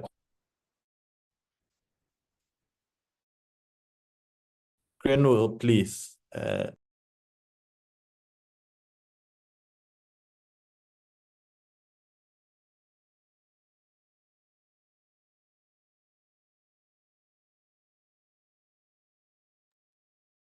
In the meantime, I'll also ask our discussants to prepare. Can you see my presentation? Yes, Are you able to we see? can. We can. Can you put it in presentation mode if Okay. possible? Yeah, thanks much. So thank you very much, 8 minutes, please. moderator. All right. Okay. Thanks. So thanks much again for the Academia 2063 for organizing this meeting and for inviting the International Water Management Institute that we should be part of it. This work is a collaborative effort between myself and OK Adebayo, Emmanuel Magombe, as well as Dr. Tinashe DY, all of us from the International Water Management Institute. We're just focusing on irrigation technology and why it matters and where we seem to be in terms of using also some of the emerging technologies on the African continent. So irrigation technology for us, it matters a lot for many things, but also more importantly, because agriculture still employs about 60% of Africa's population, and less than 6% of cultivated land in sub-Saharan Africa is cultivated. If you compare with other regions, that's very low. And again, climate variability in Africa is still a big issue. And we still remain import dependent. And in terms of what we're seeing in this, irrigation delivers impact embedded in supportive institutions, finance, as well as governance. In terms of the analytical questions, for us, we just wanted to find out which irrigation and agricultural water management technologies seem to be used across the continent, and how does adoption appear to vary by region and by farm typology, and what multi-dimensional impacts are associated with different technologies. Our focus is on evidence synthesis, and we are not trying to promote any type of technology. Then the evidence-based, what we're seeing is that in terms of the approach, it's Africa-focused peer review studies. We're not just getting this from anywhere else. And we were looking at literature from the year 2000 and to 2025. And we're looking at databases like Scopus as well as Web of Science. And at the same time, with our colleagues and I, we kind of went through about close to 1,500 studies and removed some using some standardized methodologies. So it's one of the largest reviews that have been done in this area. So the methodologies, some of them are the common ones, the preferred reporting, items for systematic reviews and meta-analysis, leading to transparent identification, screening, etc., as well as inclusion. And then we also did different searches from farm types, irrigation technologies, and the impact domains thereof, and captured both quantitative as well as qualitative aspects of this. So when we start looking at the data from those literature, that literature review, you start seeing that, okay, on the African continent, of course, there's several kinds of irrigation taking place. So drip irrigation, though, from the studies we're seeing, appear to be dominating with almost 45% of the analyzed papers. They seem to be reporting that, or at least they have something to do with that. Furrow irrigation coming second at around 13%. Sprinkler irrigation, 9%. Solar powered one, as well as flood irrigation around 6%. So traditional systems appear to dominate numerically, but modern systems are also expanding a lot if you look at the bigger picture of things. And then if you just try now to zoom out to the usage of emerging digital technologies within that space of irrigation, you see that even when it's solar powered irrigation systems, you have digitized ones. So they're very common there. And also remote sensing and GIS applications are there. Soil moisture as well as climate sensors. weather-based irrigation scheduling, decision support systems, but also these technologies seem to define the current irrigation technology frontier. I think in most of the papers that we kind of reviewed, you are likely to see something around these things. Now, it's one thing, of course, to do that, but scaling, it's also another issue. So in some cases, maybe the papers will just report those technologies being used, but on smaller pieces of land, not necessarily scaling up, so not necessarily already scaled up. In terms of the regional patterns, there's also no uniformity in terms of the distribution across the continent. If you look at Eastern Africa, so Rwanda, Kenya, etc., they seem to have a lot of some of these digital technologies there. And then North Africa also, they seem to be dominated with the sprinkler irrigation as well as drip irrigation. West Africa comes third. Southern Africa comes comes after the West Africa in those papers, which might seem counterintuitive because there is South Africa there, but actually, if you look closely, maybe because also some other countries have not yet started intensified adoption there of that might start explaining why Southern Africa seems to not be on top 3. And then Central Africa, 4%. So adoption remains uneven across the region, and it seems to be in line with, say, investments, complementary investments there in that space. Now, we were also very much interested in just trying to understand, okay, so if the countries that are associated with some of these technologies, to what extent do we also see impacts around, and what's the nature of that impact? What can we say about bundling those technologies, etc.? Does it matter at all?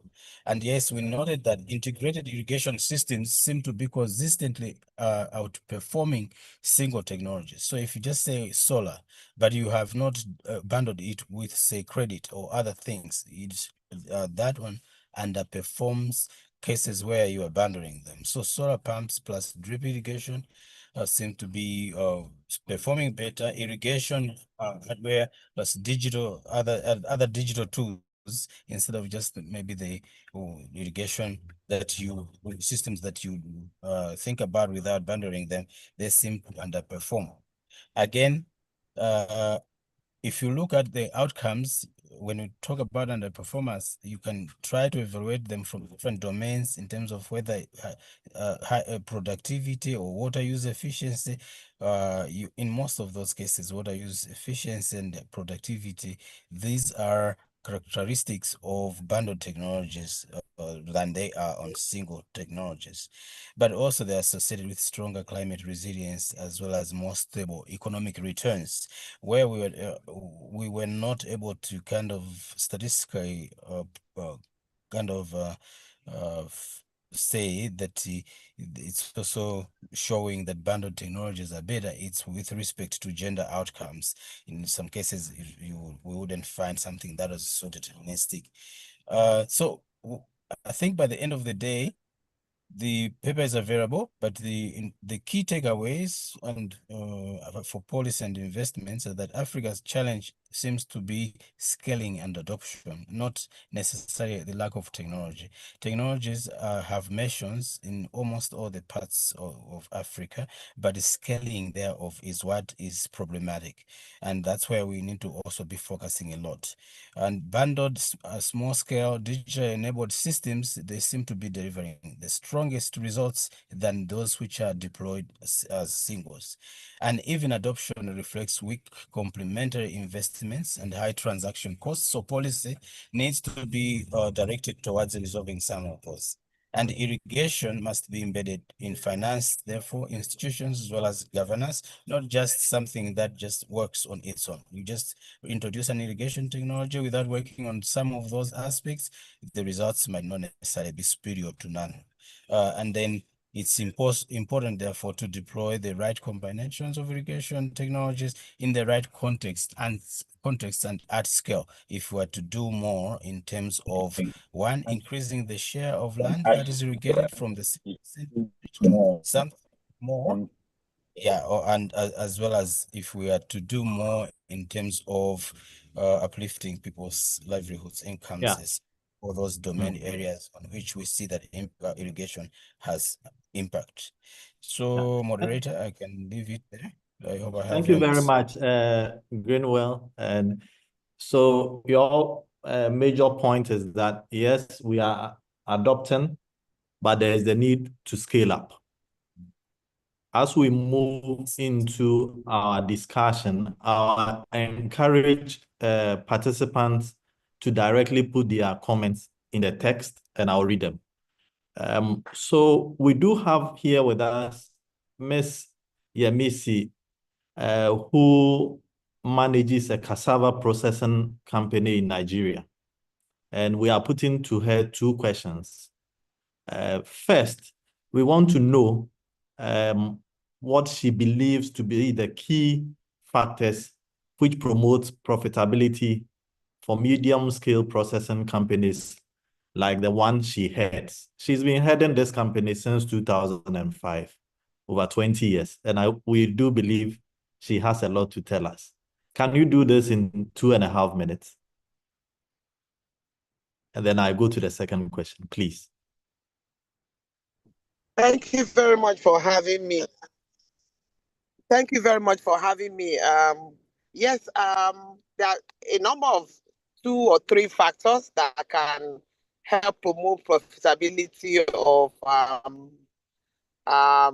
agricultural produce, especially crops like cassava or maize. One of them is price of the raw material. If the price of the raw material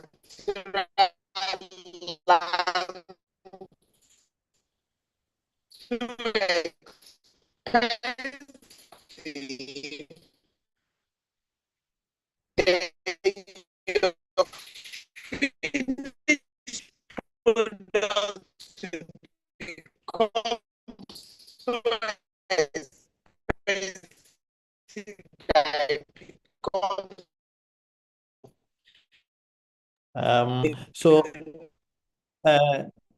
is it? She's breaking up. We can. I think the connection is not good, Chair. We can't hear. Yeah. So is it okay to switch off your video, please? Wow.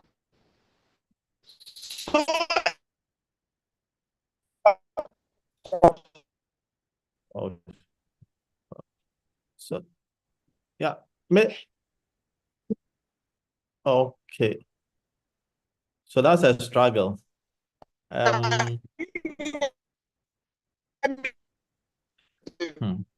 I don't think she can hear you. Yes, it's better. It's better. So if you can. Yes, I can. Now? Yes. The first I'd like to mention is the price of the raw material. If the So price of the raw material is too expensive, then you are going to have a situation where your finished good is too expensive and it cannot compete with the one coming from outside Nigeria.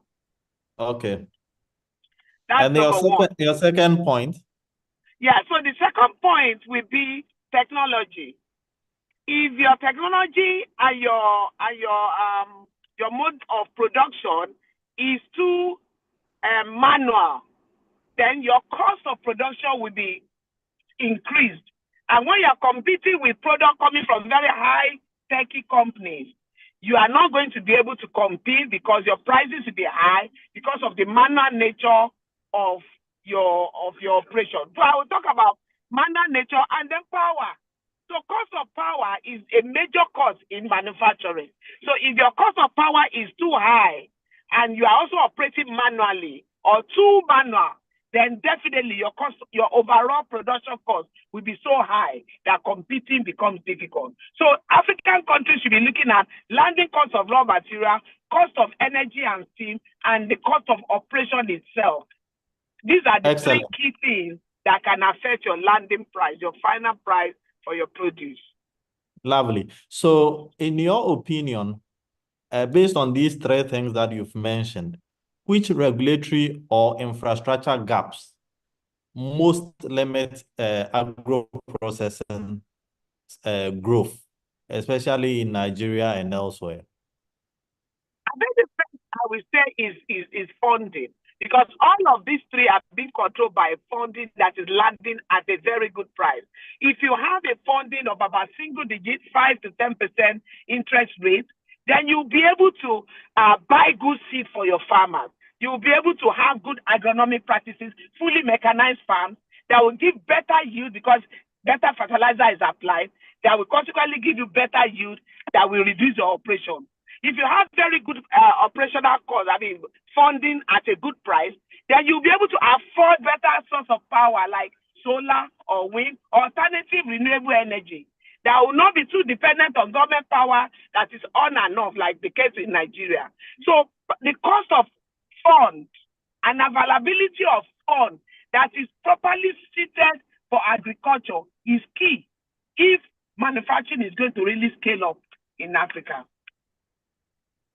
Thank you very much, Madam. So we note that policy or regulation should improve around the cost of capital. And I believe here the central banks and the Ministry of Finances across Africa come into question. We'll move on to my good friend Oliver and ask you to reflect a bit. Based on the case studies you did in Ghana, Nigeria, Rwanda, and Ethiopia, and I even believe somewhere in Southern Africa, how do you think digital platforms, public-private partnerships, cooperative schemes, and in fact, local manufacturing infrastructure could be leveraged to support and accelerate mechanization on the continent? It's a handful, but please keep it brief. I know this. Can you hear me now? Yes, I can. Go ahead. Thank you, Chair. These are very important questions. When we looked at mechanization, there are a number of things that they must work for mechanization to really shift the gears for agri-food transformation. So, to answer your question, particularly on the digital platforms, private partnerships, and also the local manufacturing assembly, I would quickly say first of all, the digital platforms are very critical. They turn very expensive machinery into what we can call affordable on-demand services. So platforms that can help merge farmers together with service providers can help coordinate, reduce the cost and improve machine utilization. We've seen in Nigeria and Ghana, for example, in the study that we've done that I presented, digital-enabled tractor hiring models, so the Uber tractor, so to say, have made mechanization very viable for smallholder farmers who could never afford ownership or just to buy a tractor for themselves. So this also gives private operators a better incentive to maintain and also to deploy the equipment efficiently across different regions and for at a relatively lower cost.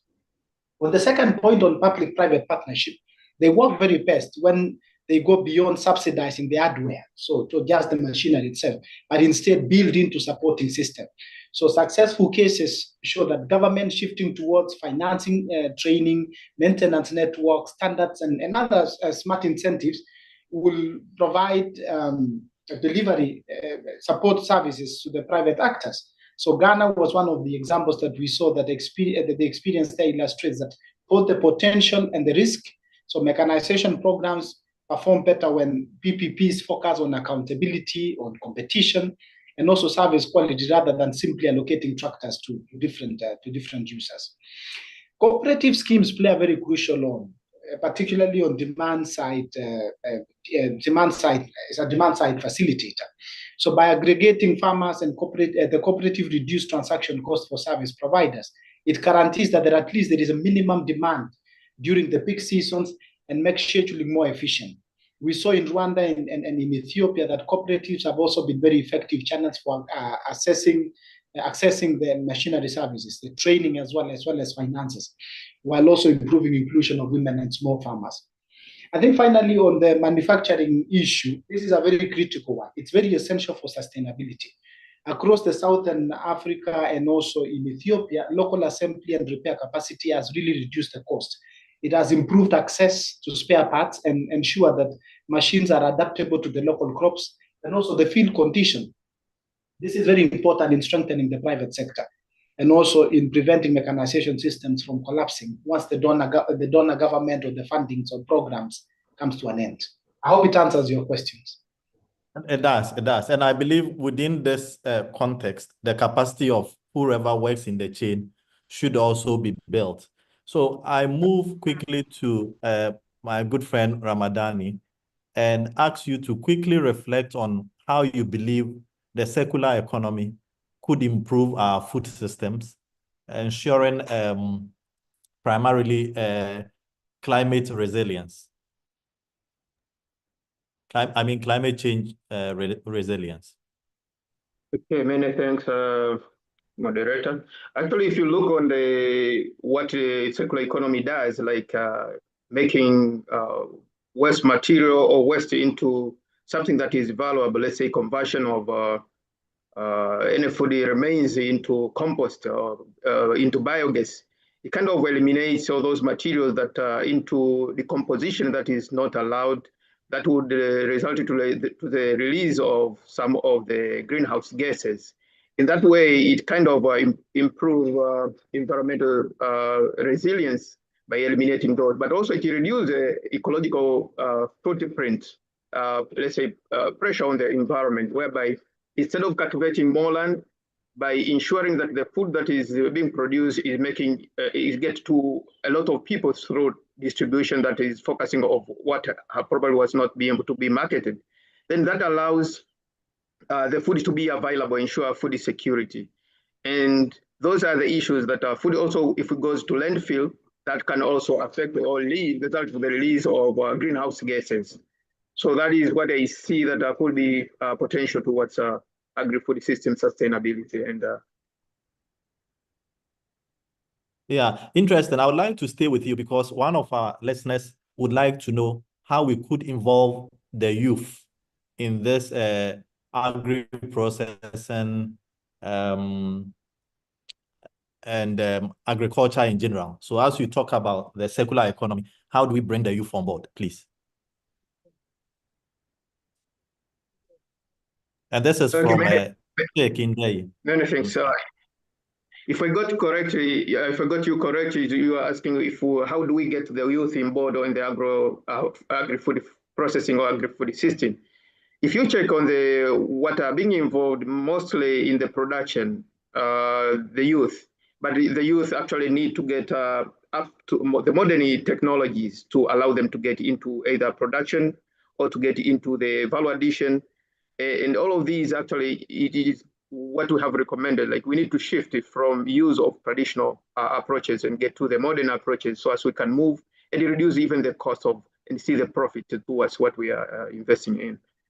Thank you. Yeah. Thank you very much. Before I hand over to the chair, I would like Greenwell, please, if you can quickly share your thoughts on the role of irrigation technologies in supporting the insertion of women and youth in the agricultural sector and potentially improving livelihoods. Yeah. Thanks very much, Andrew. Yeah, so I think irrigation technology, by its very nature, it plays a key role. For example, it reduces climate and income risk by stabilizing production in rain-fed systems. And if you think of these rain-fed systems, that's where you find that women are overrepresented. So if you introduce irrigation there and then it stabilizes the income in the wake of climate change, that's something that is good for women as well as the youth, actually. And it also saves time and labor, especially with drip and soil irrigation technologies.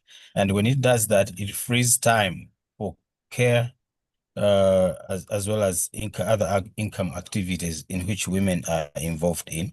So it's good. If you do not have that irrigation technology, then it becomes a little bit of a challenge. And it might also enable high value crop production on small plots aligning with women's land constraints. In most of the African countries that we see, even in the papers, you find that one of the challenges is that women do not have good access to land. But then if you introduce irrigation technology there, even on those small plots of land, they can increase productivity and start earning a good income as well as livelihood. Yeah, perfect. Thank you so much. Yeah, thank you so much, panelists, Oliver, Ramadani, Greenwell, and our discussant from Nigeria. Back to you, Madam Chair, and sorry, we've gone over by about 5 minutes. Thank you so much, Dr. Age Holmes and your panelists for that very insightful session. Moving on to our final session of the day, Cluster 3, Emerging Production Technologies. We have around 45 minutes for this session, including the Q&A. So I would ask our able moderator to take that into consideration. Please welcome Dr. Aisha Musazi Nakito, Head of the Policy Innovation Unit at Academia 2063. Thank you very much, Dr. Lai Butake. I would like to, well, good afternoon or good morning, wherever you are. I would like to, first of all, introduce to you the presenters for this session. There are 3 presenters on chapters 9, 10, and 11. So we have Dr. Abdurrahman Wane, Principal Scientist, Regional Director, West and Central Africa. That is for the International Livestock Research Institute. He'll be sharing highlights on emerging technologies for resilient and competitive livestock systems. Next, we will have Dr. Zeudu Abro, an impact assessment economist at ISIPE, who will share on the chapter on insect farming innovation, a pathway to self-resilience in agri-food systems. Professor Christian Henning, Chief Scientist at Academia 2063, who will talk about aquaponic systems for small-scale farming in Africa, potentials and challenges. Dear presenters, I'll allow me to notify you if you've reached 7 minutes for you to kindly wrap up to keep within the time limits. So I would like to invite Dr. Abdurrahman to the floor. Welcome.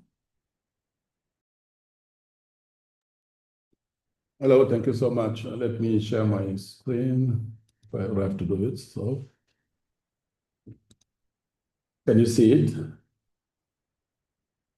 Yes, please proceed. Oh, thank you. Thank you for giving me this opportunity to present a kind of overview of technologies for resilient and competitive livestock system. This chapter was written by my colleague and me, Laura Kramer, Kelvin Shikuku, and Anthony Wilbrett. Just allow me to give quick presentation of the context. We are in the context in Africa where we have serious challenges linked to rapid population increase. We have growing urbanization, and in some countries we have this kind of demographic shift, high income inequality. At the natural resource level, we have a kind of degradation of rangeland. And to complicate all those things, we are in the context of climate change that are a big issue.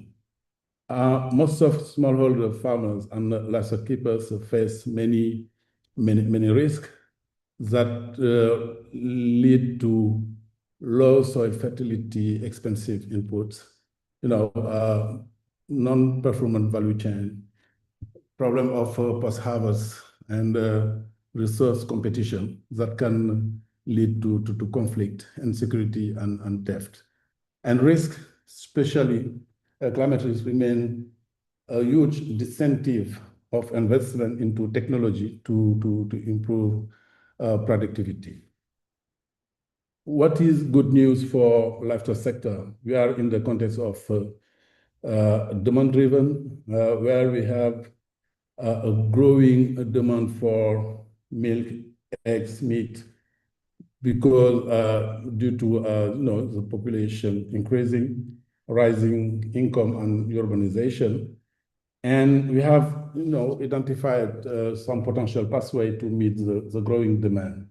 The first, which is not ideal for us, is to stand over there and import livestock products. The second is to import livestock industrial production know-how.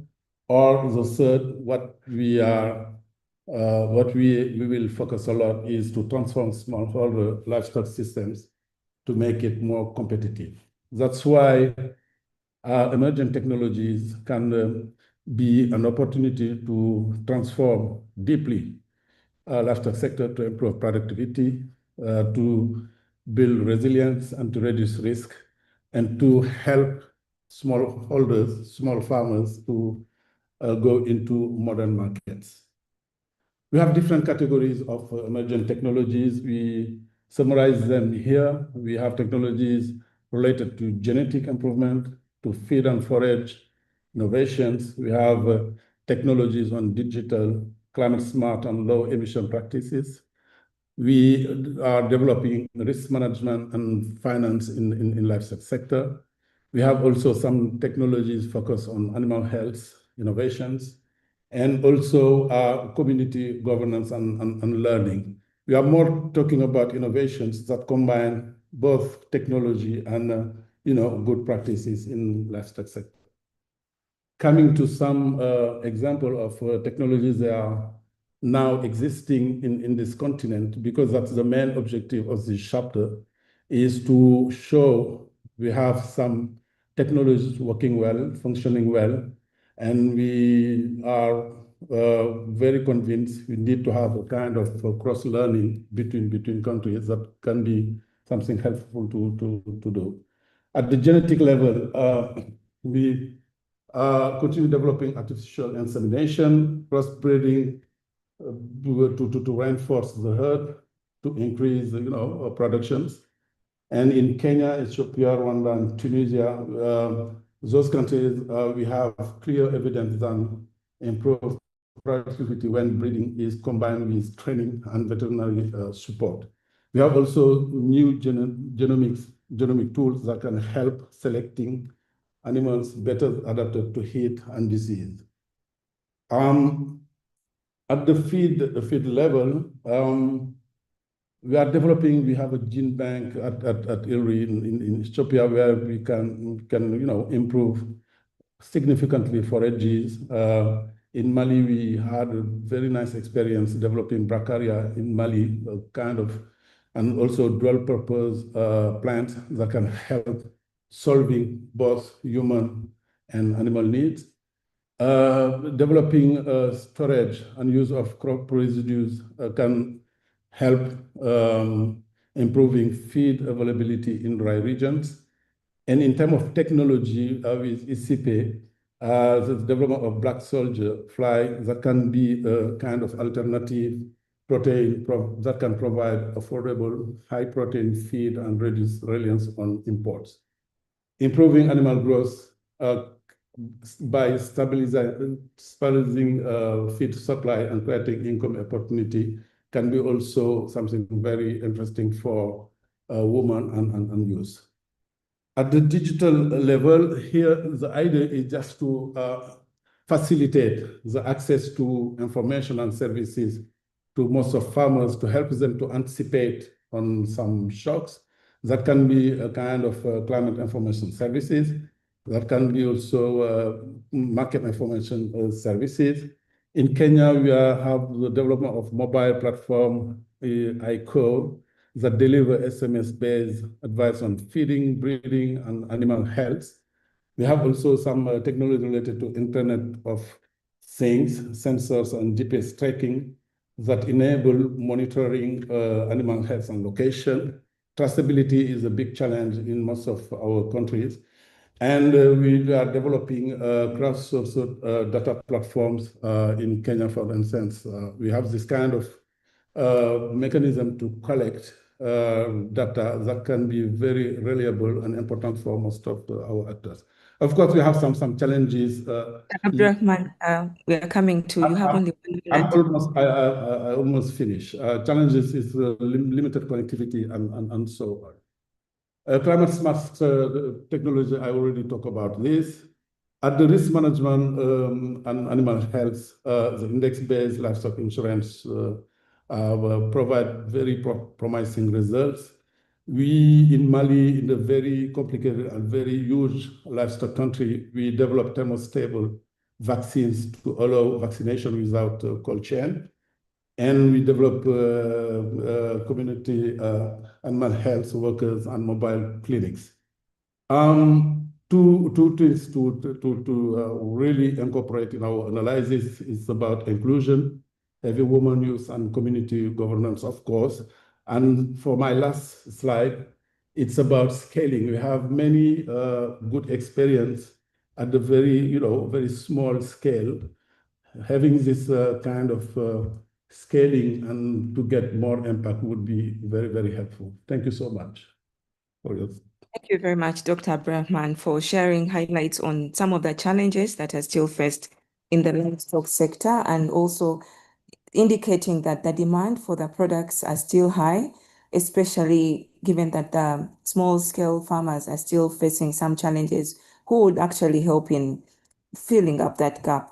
And now welcome Dr. Zewdu to the floor.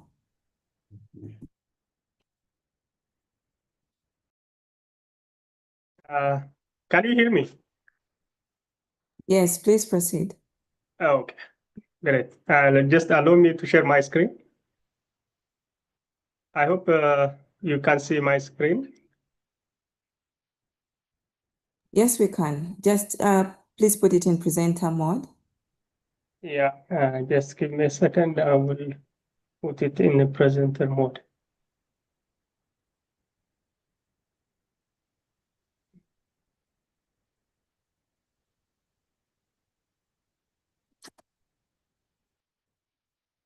All right, thank you very much. Thank you very much, Aisha, for the invitation, and also I appreciate Academia 2063 for the invitation to contribute to this book chapter. So my name is Zewdu Abro. I work for the International Center of Insect Physiology and Ecology. I am an innovation adoption and impact assessment economist. Our chapter is chapter 8. It's about insect farming innovation and pathway to self-reliance in agri-food system in Africa. Yeah, so these are my team members. We are composed of we are a group of people with different expertise. We have modelers, we have economists, we have innovation experts, and also soil scientists, as well as those entomologists who work on insect farming and specialized insect farming. Yeah, so the objective of the book chapter was we can combine it into 3 objectives. The first one is demonstrating the circular economy benefits of waste valorization using insect farming innovations. Some of the presenters were mentioning the importance of circular economy and waste valorization. Yeah, so that was our first objective. And the second one is reviewing the emerging innovations within the insect farming industry. So insect farming as an innovation is growing by itself. So in the chapter, we argued that insect farming is an innovation by itself. But when insect farming comes as an innovation by itself, it also brings a lot of other innovations, some of them borrowed from other sectors. That's one of the second arguments and the objective of the paper, but I'm not going to discuss this objective in this presentation just for the sake of time. Yeah, the third one is identifying the barriers and opportunities in the insect farming industry. I will briefly highlight these issues. So to demonstrate the benefits of insect farming, we exclusively focus on one of the insects, which is called black soldier fly farming. It's a very efficient waste manager that processes waste in 10 to 15 days. Yeah, so to estimate the socio-economic and environmental benefits of valorizing waste using insect farming, using black soldier fly farming, we developed this conceptual framework. So when we establish base farming as an industry, it uses labor, it uses capital, it needs also biowaste as an intermediate input. Of course, it also uses several other intermediate inputs. So the BSF farming enterprises transform these products into fresh fertilizer, which is a bio fertilizer that can help improve soil health. And the second one is the larvae itself. So you dry it or you directly feed the animals. Yeah, so it can help increase the animal feed supply in the market. The third one is, of course, since we are valorizing waste, this waste valorization by itself reduces the volume of waste that goes to the landfill. That's one benefit, and the other one is that it can be easily quantified is greenhouse gases emission, especially bio-waste that comes from the agri-food system waste and also from households and institutional units such as restaurants and so on.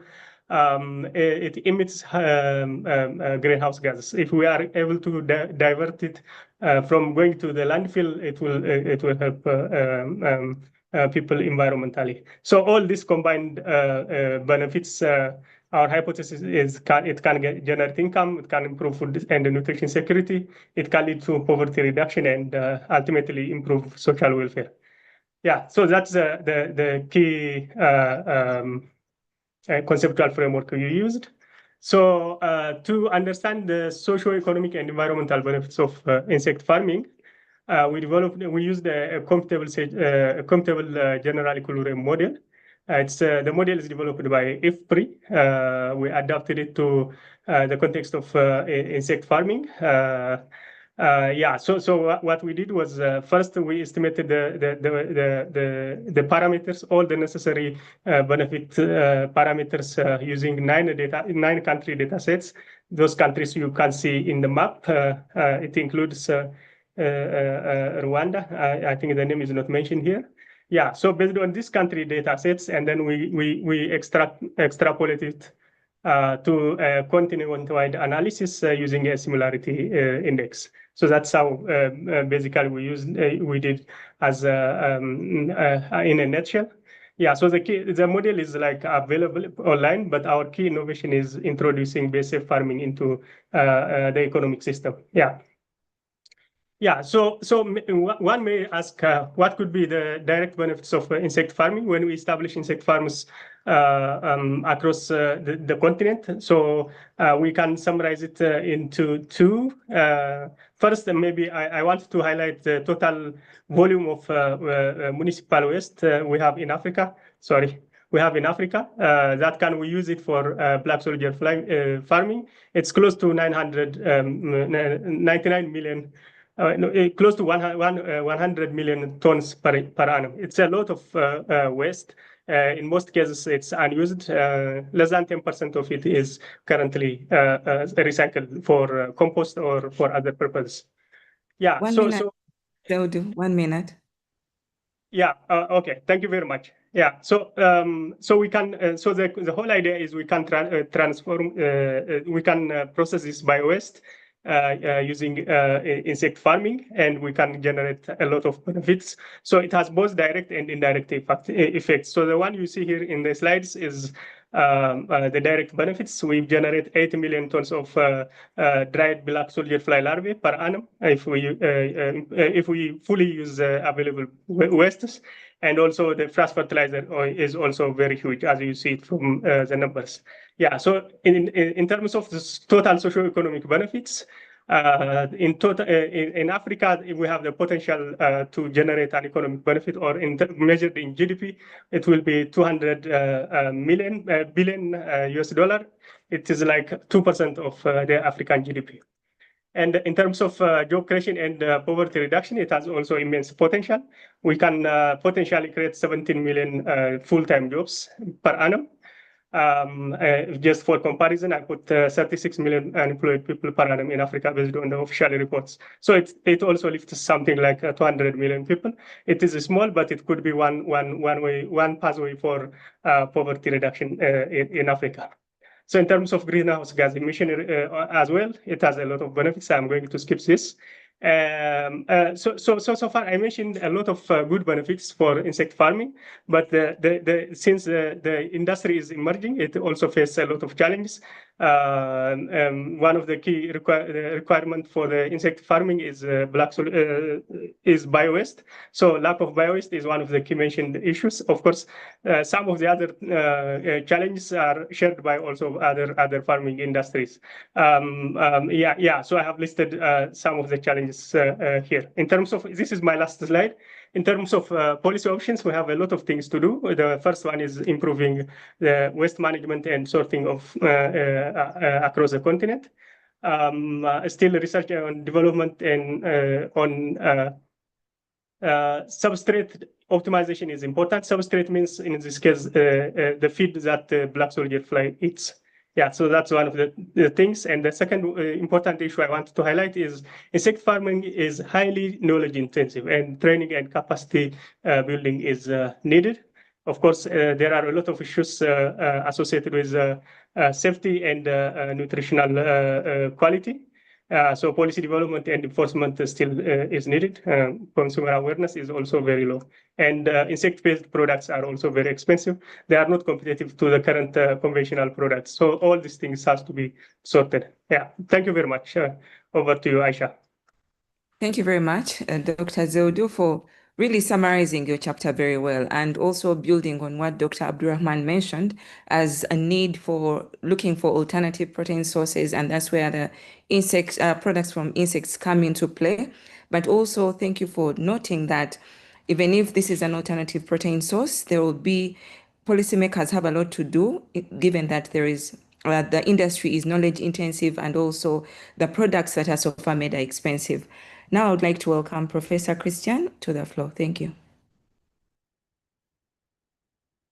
Yes, thank you very much. I just need to share my screen.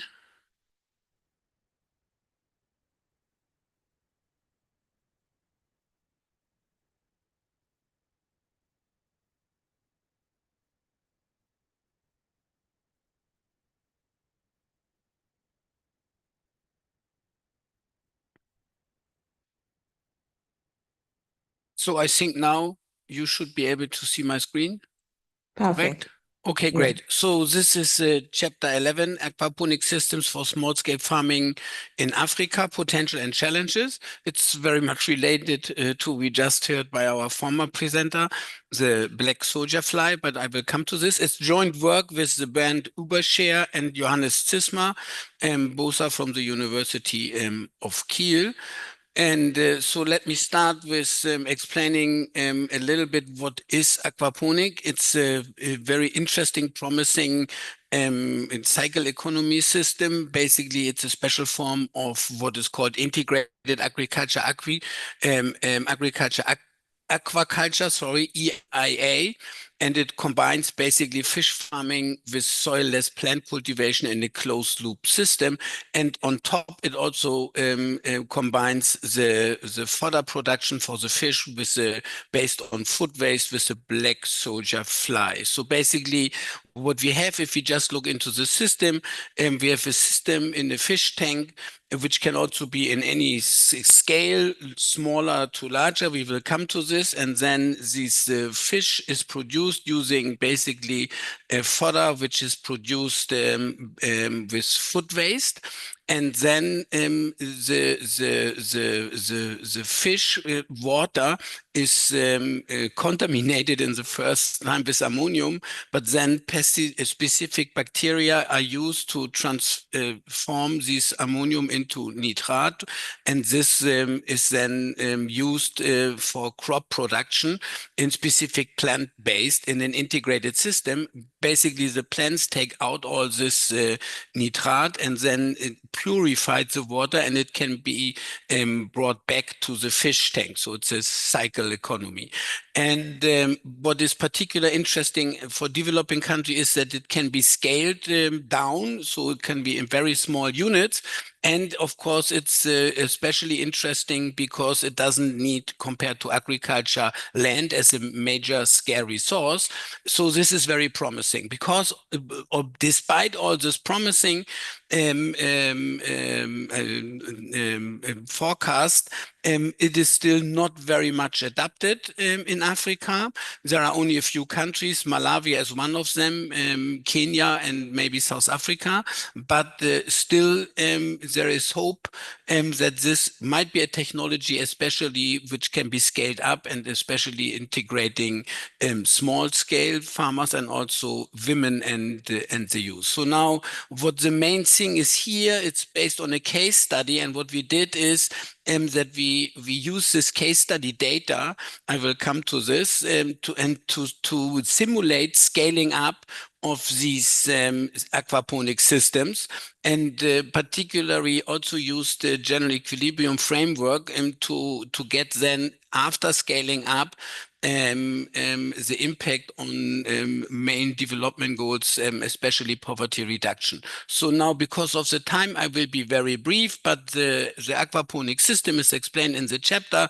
The economics behind it, it's on a real case. Here you can see a small picture of this aquaponic system. It's a small scale unit with 2 fish tanks combined with 2 plant beds, which are not very large.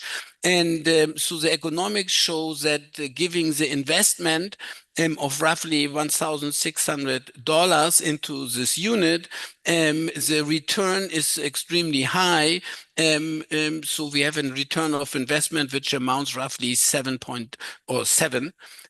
So this is quite economically efficient. Now we have a second unit in this case study, which is a barrel ponic system, which is even smaller. It's just a barrel as a fish tank and a very small plant bag.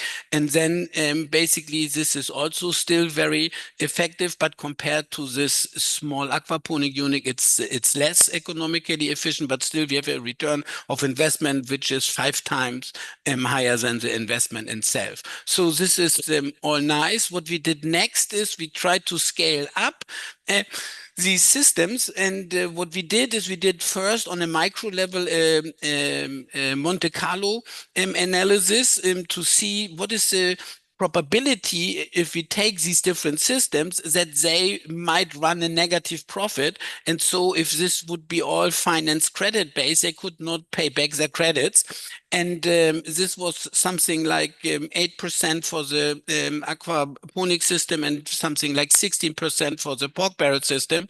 And based on this, we assumed that there is a state guarantee. So the policy is a state guarantee of these credits, and these are targeted credits for poor households.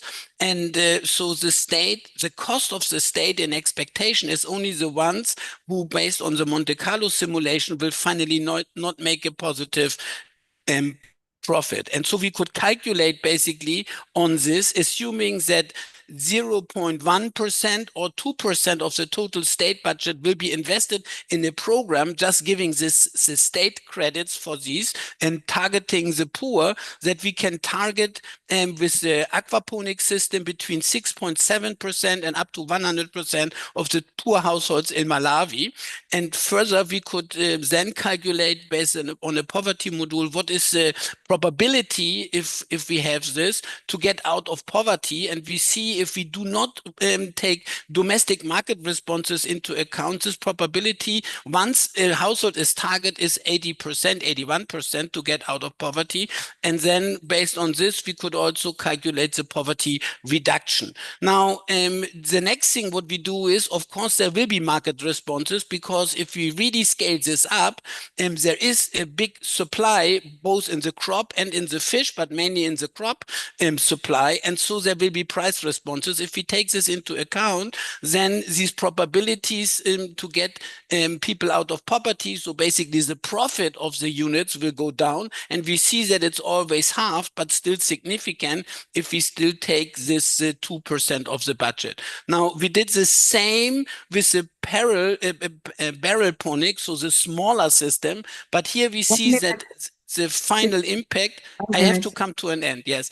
The final impact is definitely still significant, but much lower. If you see 48% can be poverty reduction achieved by 2%, and here it's only 10% poverty reduction. And this is related because the economics of the paraponics are not as efficient as for the system. Now, the final thing is, what is the takeaway message?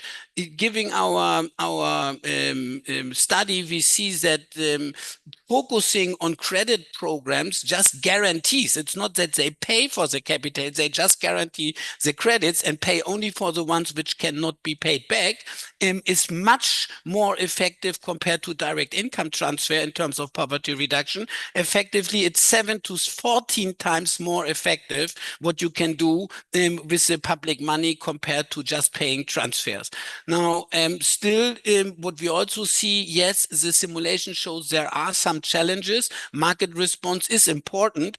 In Malawi, it turned out that still there is a positive profit, but it really depends on the specific conditions in the market, how high these price responses are, and this can really change the picture. And then, and the last thing is that we here assumed that the knowledge basically to run these systems is just there. So basically all of them are on the frontier, giving the Monte Carlo simulations. And of course, this might also be a little bit too optimistic. So this to really make this fly, and one might also need additional public programs in terms of extension services, trainings, and all of this. But all in all, we think that this calculations, this simulation shows that aquaponic system might be definitely a very interesting policy program for many countries like Malawi and Kenya and many others. And again, especially targeting the poor and even women and youth, because land is not needed for this, and it can be very, very small. It's just a barrel units to start production. Thank you very much. Thank you very much, Professor Christian. And of course, for giving the summary of your presentation, the key takeaways. So I will not add on to that. And now I would like to move on to the next part of the session, which is getting some reactions or comments from two people. So the first one is Dr. Adebayo Abbas, Cassava Value Chain Leader, Technologies for African Agriculture Transformation. That is International Institute of Tropical Agriculture. And the second person is Miss Francesca Brenda Opuku, founder, Beauty Secrets Ghana. Welcome to you both. Thank you very much. I'll start with you, Dr. Adebayo. How can research better inform development and adoption of practical technologies for addressing challenges in post-harvest losses? 5 minutes for this, please. Yeah, okay. Thank you. Thank you very much. Good afternoon, good evening, ladies and gentlemen. Now, responding to this question, I think it's important for us to know and take into consideration that research will have to take into context the real problems that farmers are facing.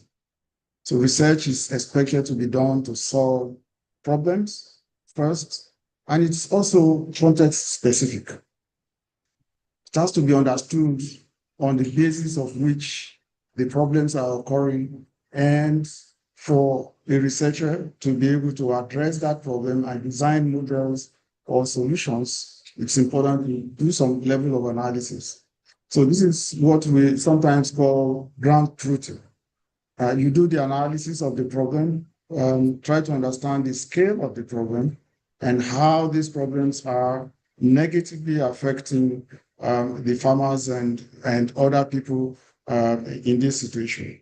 And so once that is understood, getting sufficient evidence to characterize the problems as well. The next will then be to co-design the research towards solving these problems with the intended end users of the technology. And this is important because when you design a solution towards a problem, you want to be sure that that solution or the innovation that you are developing will be used at the end of the day. And it has to be used in a way that will provide benefits, not small benefits, but large benefits to the end users. And so the end users, potential end users joining in the designing and implementing or testing of the technology is very helpful. That is the first stage towards understanding even the mode of application of such technologies. Now, solving a problem may require designing different ways. And so you develop technologies 2, 3, 4, and you compare. And comparing these technologies would mean that you've got to do some level of analysis, income, profitability, and so on.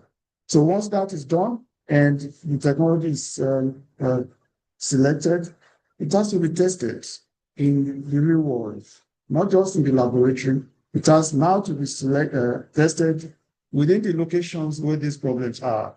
And you do this testing with those who are facing those challenges or those problems that you are trying to solve.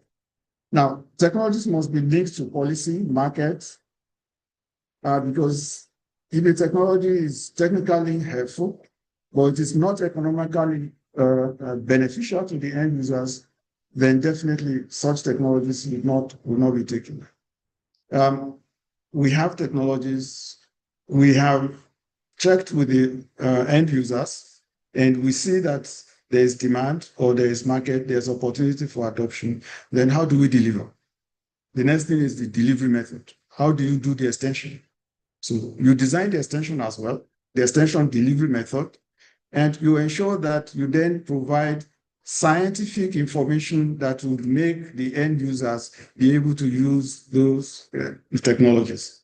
And some of the things that we do, we develop SOPs, we develop standards, we develop the parameters for checking the outcome of that technology and the level of the benefit that those outcomes would give to the end users. And finally, policy helps in moving technologies forward. Policy helps in ensuring that technologies are adopted by smallholders. So it's important to also work with policymakers, develop policy briefs and so on, and try to explain how this is done. And researchers don't do extension alone. You've got to do this with extension institutions if the technology will go beyond the locations where those technologies were tested. And I think this is, in summary, step-by-step approach that we follow in ensuring that technologies develop, eventually used and become beneficial to the population.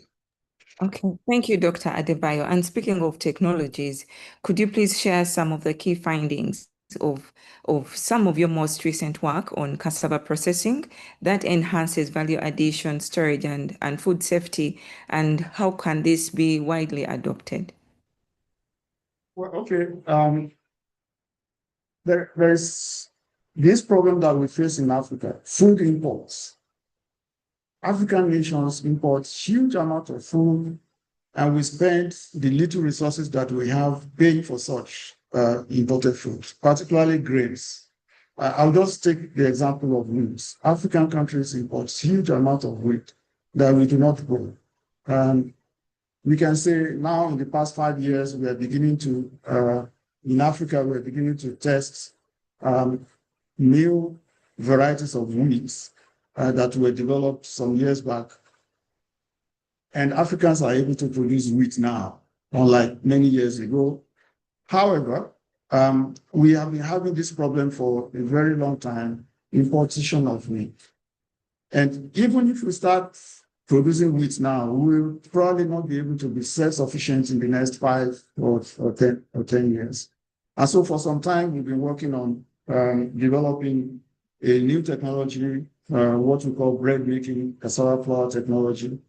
This is a technology, for some years we've been working on it, but as you take technologies out for adoption, there are new problems that will come, probably as a result of the increase in adoption or increase in the scale of adoption. So when there is increase in scale of adoption, some other challenges will come. And as a researcher, you have to follow. So one of the issues that we recently started working on is the mechanical drying of cassava.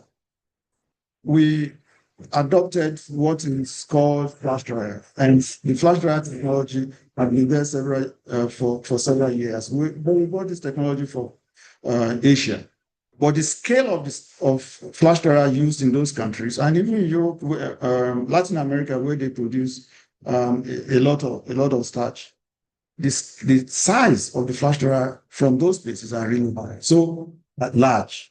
And so we started looking at how to redesign flash dryers to downscale the capacity in such a way that associations of farmers and so on can use this. So this is a new area that we went into, and we then redesigned the flash dryer. But what did we find? We realized that by redesigning the flash dryer technology and considering available energy sources for us in Africa, it became a lot easier, for even the private sector, those who did not have a huge amount of resources to adopt this technology. And so this technology is now moving from Nigeria to Tanzania to DRC Congo and so on and so on. So those are some of the things that we have done recently. Just follow the technology, ensure that adoption occurs, ensure that you provide all the information, scientific information required for impact to take place. Thank you so much. Thank you. And Ms. Opoku, you manage a very successful beauty product business. What are the key success factors for a profitable company like yours, in your opinion? Hello, good afternoon, everybody. Listening to all the other speakers, I can tell we all have a common objective. The objective is to ensure that we use the technologies and entrepreneurs like myself who do some value addition to ensure that we alleviate poverty on the continent and also trade amongst ourselves. As somebody who adds value to natural ingredients in Ghana, I think there are a number of factors that have ensured that I've been able to get, profitable and sustainable over the periods. And I'd like to think that this will hold same for other entrepreneurs who are looking at doing same. I think one of the first ones is the access to high quality raw materials. And what we as African entrepreneurs should know that we have to use what it is that we have. In my case, the abundance of shea butter, cocoa butter, coconut oil, some other oils from other parts of Africa, not just Ghana, marula oil from Kenya, South Africa, to ensure that we have quality grading and traceability. This ensures that we get lower costs. And if we add it to stronger branding, then we can become a strong international brand, especially African brand. Next is the standardization and quality control, which is really critical. When you go to Europe and other places, these are very important. And these are some of the things that stop some of our people from going into those markets. And even for our own African markets, I think implementation of good manufacturing practices, which is something we do, is something that will help a lot of the businesses grow, using standardized formulations, batch tracking, testing. We have to ensure that the fact that we are saying they are natural, they are organic, does not mean they are unregulated.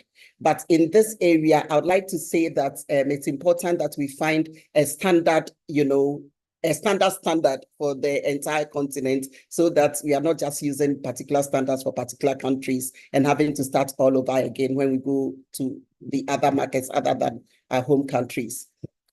Next is a strong product and market fit, especially when you decide that, hey, if the rest of the world is going to, not love or give you easy access, we'll do it for Africa. So in that case, you look on the continent, try and create things that solve problems for Africans. So in Africa, it will be natural hair hyperpigmentation, and we take what we have and what works for our markets, make that perfect fit so that we're able to stay successful and on the market. There's also regulatory compliance. And again, talking about in Ghana, there's the FDA, there's the trademark protection, but also when you go outside of the market, then we have to do KEPS for Kenya, we have to do SAPS for South Africa. All of these exist. And I know that African Union at one time is trying to, kind of synchronize all of these so that it will make our people and our entrepreneurs efficient. Yes, thank you, Opoku. Just a follow-up to this. Given your success, do you face any challenges with government regulations, and how do you overcome these? What can African governments do, for example, to support the growth of innovative businesses like yours? Okay. I just want to mention one factor that's so important, and that's the entrepreneur mindset. So that is my conclusion for the other bits. It's so important that the entrepreneur, does things professionally. But in terms of government regulations, one of the biggest is the cost of compliance. I did talk about, complying to regulations, both within the country, on the continent, outside. There are you pay so much for facility inspections, laboratory testing, and you do it over and over and over again. And these are things that I think governments should handle and try to correct. Within my country, there are things like multiple agencies overlapping in mandates. So you do the same thing with the Food and Drugs, you do the same thing with the Ghana Standards Authority, the local assembly will come in with a different whatever. And I think that these are things that government must see to it that they are sorted. Weak enforcement of counterfeit products is a big thing, because people make very fake products from Asia, from China, from whatever. They come in and it leads to revenue loss and they dilute African brands and all of that. And maybe finally, I'll talk about the taxation. There are multiple taxes that overlap. In my country, I think this year a bit has been done, but for us as entrepreneurs, there are still things that we are struggling with. But good thing is that when there is interaction and we talk and we're able to tell what our frustrations are, I hope that both within the country, on the continent, they are resolved. And very, very, very finally, there is slow dispute resolution. And it's something that complaints and appeals take too long for whatever difficulties one meets. And I believe that if our government and our governments, and probably African Union as a whole, are to look at these, it will ensure that we are able to do agro-processing, we are able to add value, we are able to produce what we need and use what we have, and generally grow the markets, have poverty alleviation, create jobs for people, especially the youth. Thank you. Thank you very much, Ms. Opoku. And just your final takeaways, Dr. Adebayo, and also you, Ms. Opoku.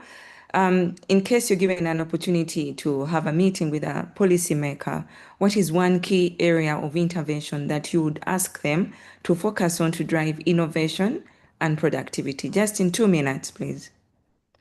Okay. Starting with Dr. Adebayo. Okay, financing.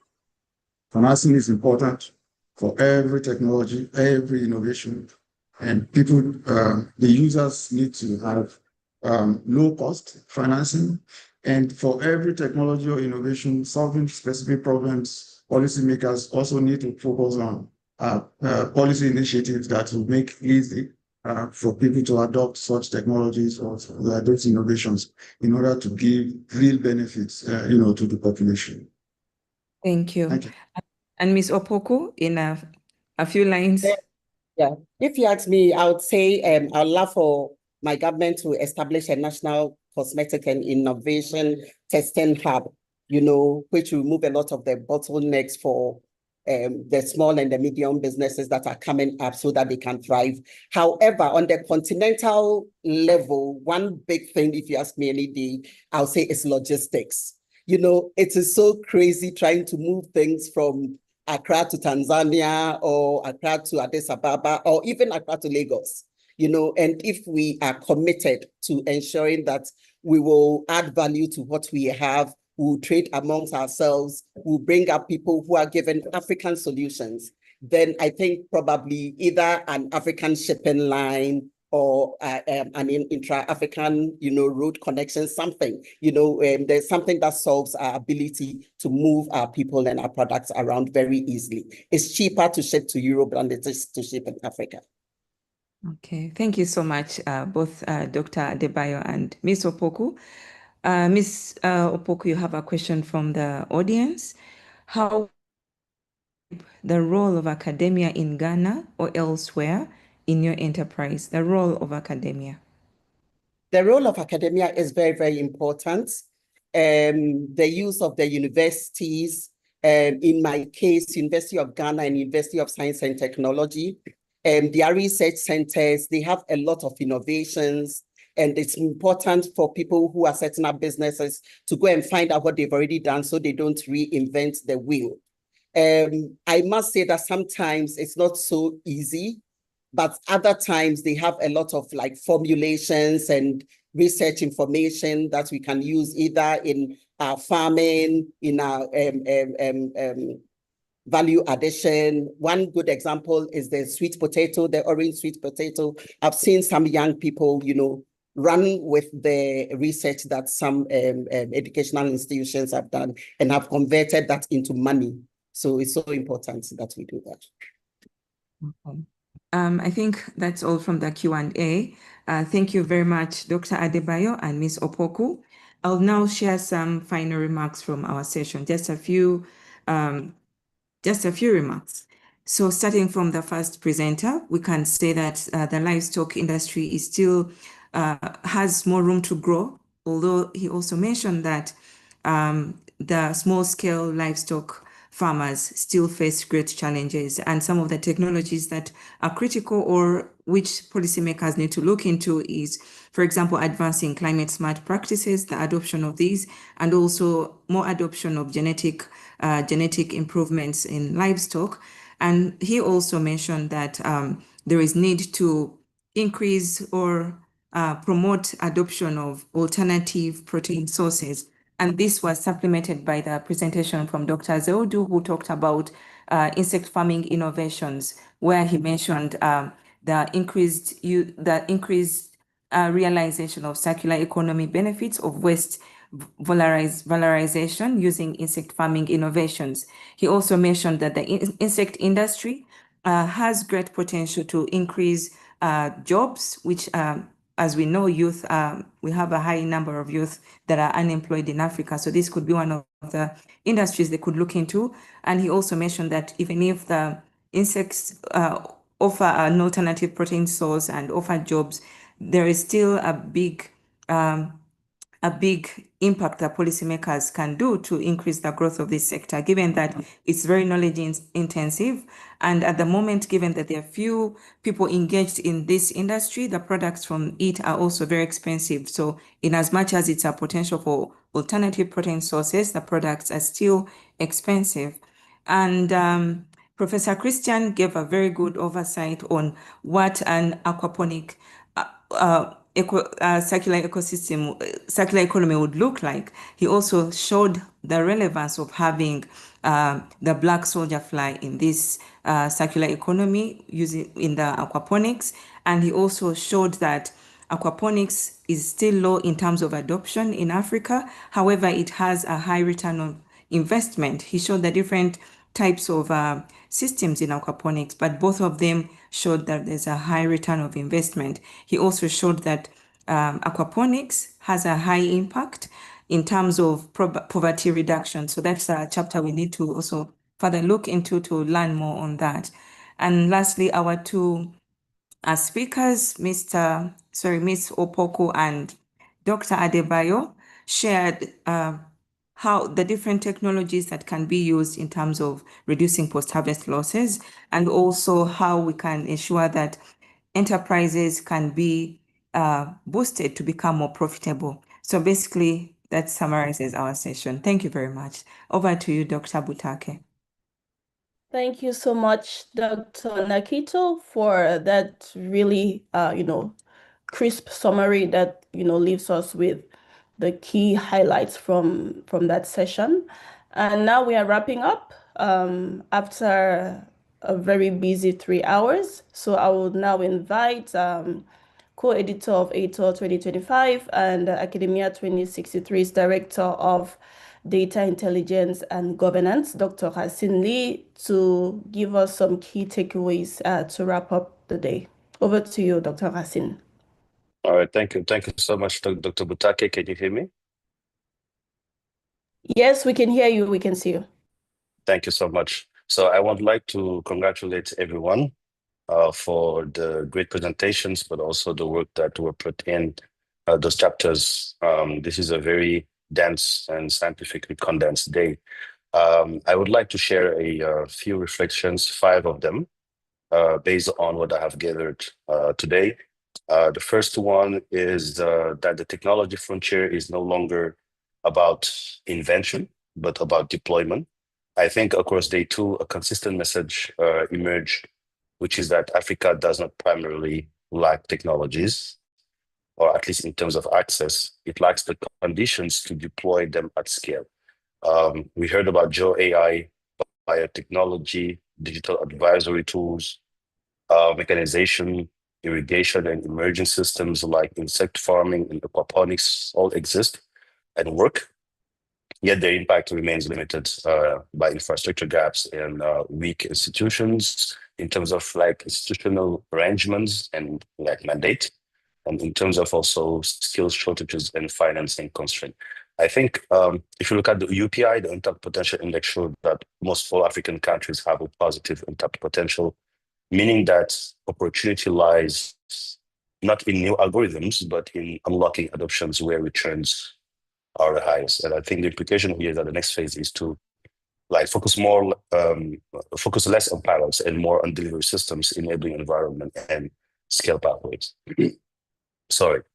For the second reflection, data, not algorithms, is the binding constraint of digital and AI transformation.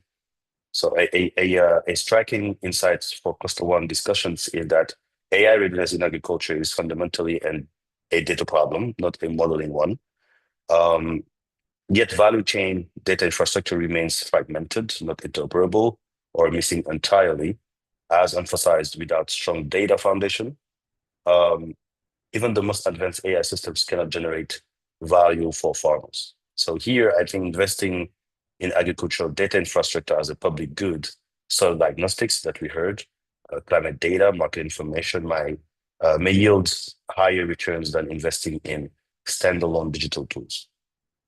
The third reflection here that I would like to share is that technology works best when bundled into systems, not deployed in isolation. Across mechanization that we heard today, irrigation from Dr. Machaya, livestock from Dr. Abdurrahman, and digital agriculture, one pattern was clear: single technologies underperform or have more chances to underperform when deployed in isolation, but integrated systems might have more chances to succeed. And examples include mechanization, services bundled with finance and digital platforms, solar irrigation combined with drip systems and decision support tools, and livestock technologies integrating genetics, feed, health, and insurance. So even aquaponics, I think from Prof. Christian, and insect farming succeed, and with colleagues from ICP, succeed only when embedded in circular market connected system, not as a standalone technical solution. So here, my thinking was that the shift needs to happen from hardware distribution to system thinking, supporting complementary technologies, services, and institutions together. Reflection number 4, that scaling technologies can improve livelihoods, but only if markets are managed. I think this is coming more from what we learned from the livestock mechanization, but also aquaponics. So several presentations basically challenge a common assumption that scaling is always good. Yes. Aquaponic simulations, though, show that moderate targeted scaling improves livelihoods efficiency, especially through public credit guarantees. However, excessive scaling can trigger market saturation and reduce like household gains once domestic market response are considered. So the same logic applies to processing as well, I think, mechanization and livestock systems. So here, smart scaling might be the priority, not maximal scaling, and it should guide public policies with market effects explicitly. Now, my last reflection is that moving the technology frontier is ultimately about people, incentives, and institutions. Perhaps the most important insight from day 2, from my perspective, is that technology adoption is a human process. Farmers need extension services that can interpret soil diagnostic. Scientists need incentives to enter business and commercialization. Youth and women need access to finance and service-based models. Governments need sustainable business models, not perpetual subsidy schemes. We heard all of this today. So where institutions, skills, and incentives align, technologies have more chances to scale. Where they do not, even proven innovations might stall. So I think here the true technology frontier in African agri-food systems, lies in aligning people, incentives, and institutions, not just advancing technical tools. So my final point here, I think if day 2 taught us one thing, it is that Africa's agri-food future will not be transformed by technology alone, but by how intelligently we deploy, bundle, govern, and scale technologies in real economic and social systems. So that's my last point. Thank you, everyone, for today. And back to you, Lai. Thank you so much, Dr. Hassan Lee, for those closing reflections.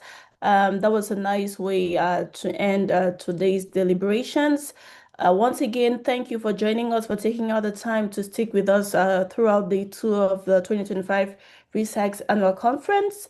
We'll see you again tomorrow, same time, noon GMT, for the final day of the 2025 ReSAKSS Annual Conference, where we're going to go through a couple of remaining clusters, a featured session on innovative financing, and a high-level closing panel. We look forward to welcoming you here tomorrow. Until then, take care. Goodbye. Thank you. Goodbye. All right. Thank you. Thank you very much, Bye-bye. Lai, Thank you, and Lai. everyone. Thank you very much. Bye-bye. Thank you.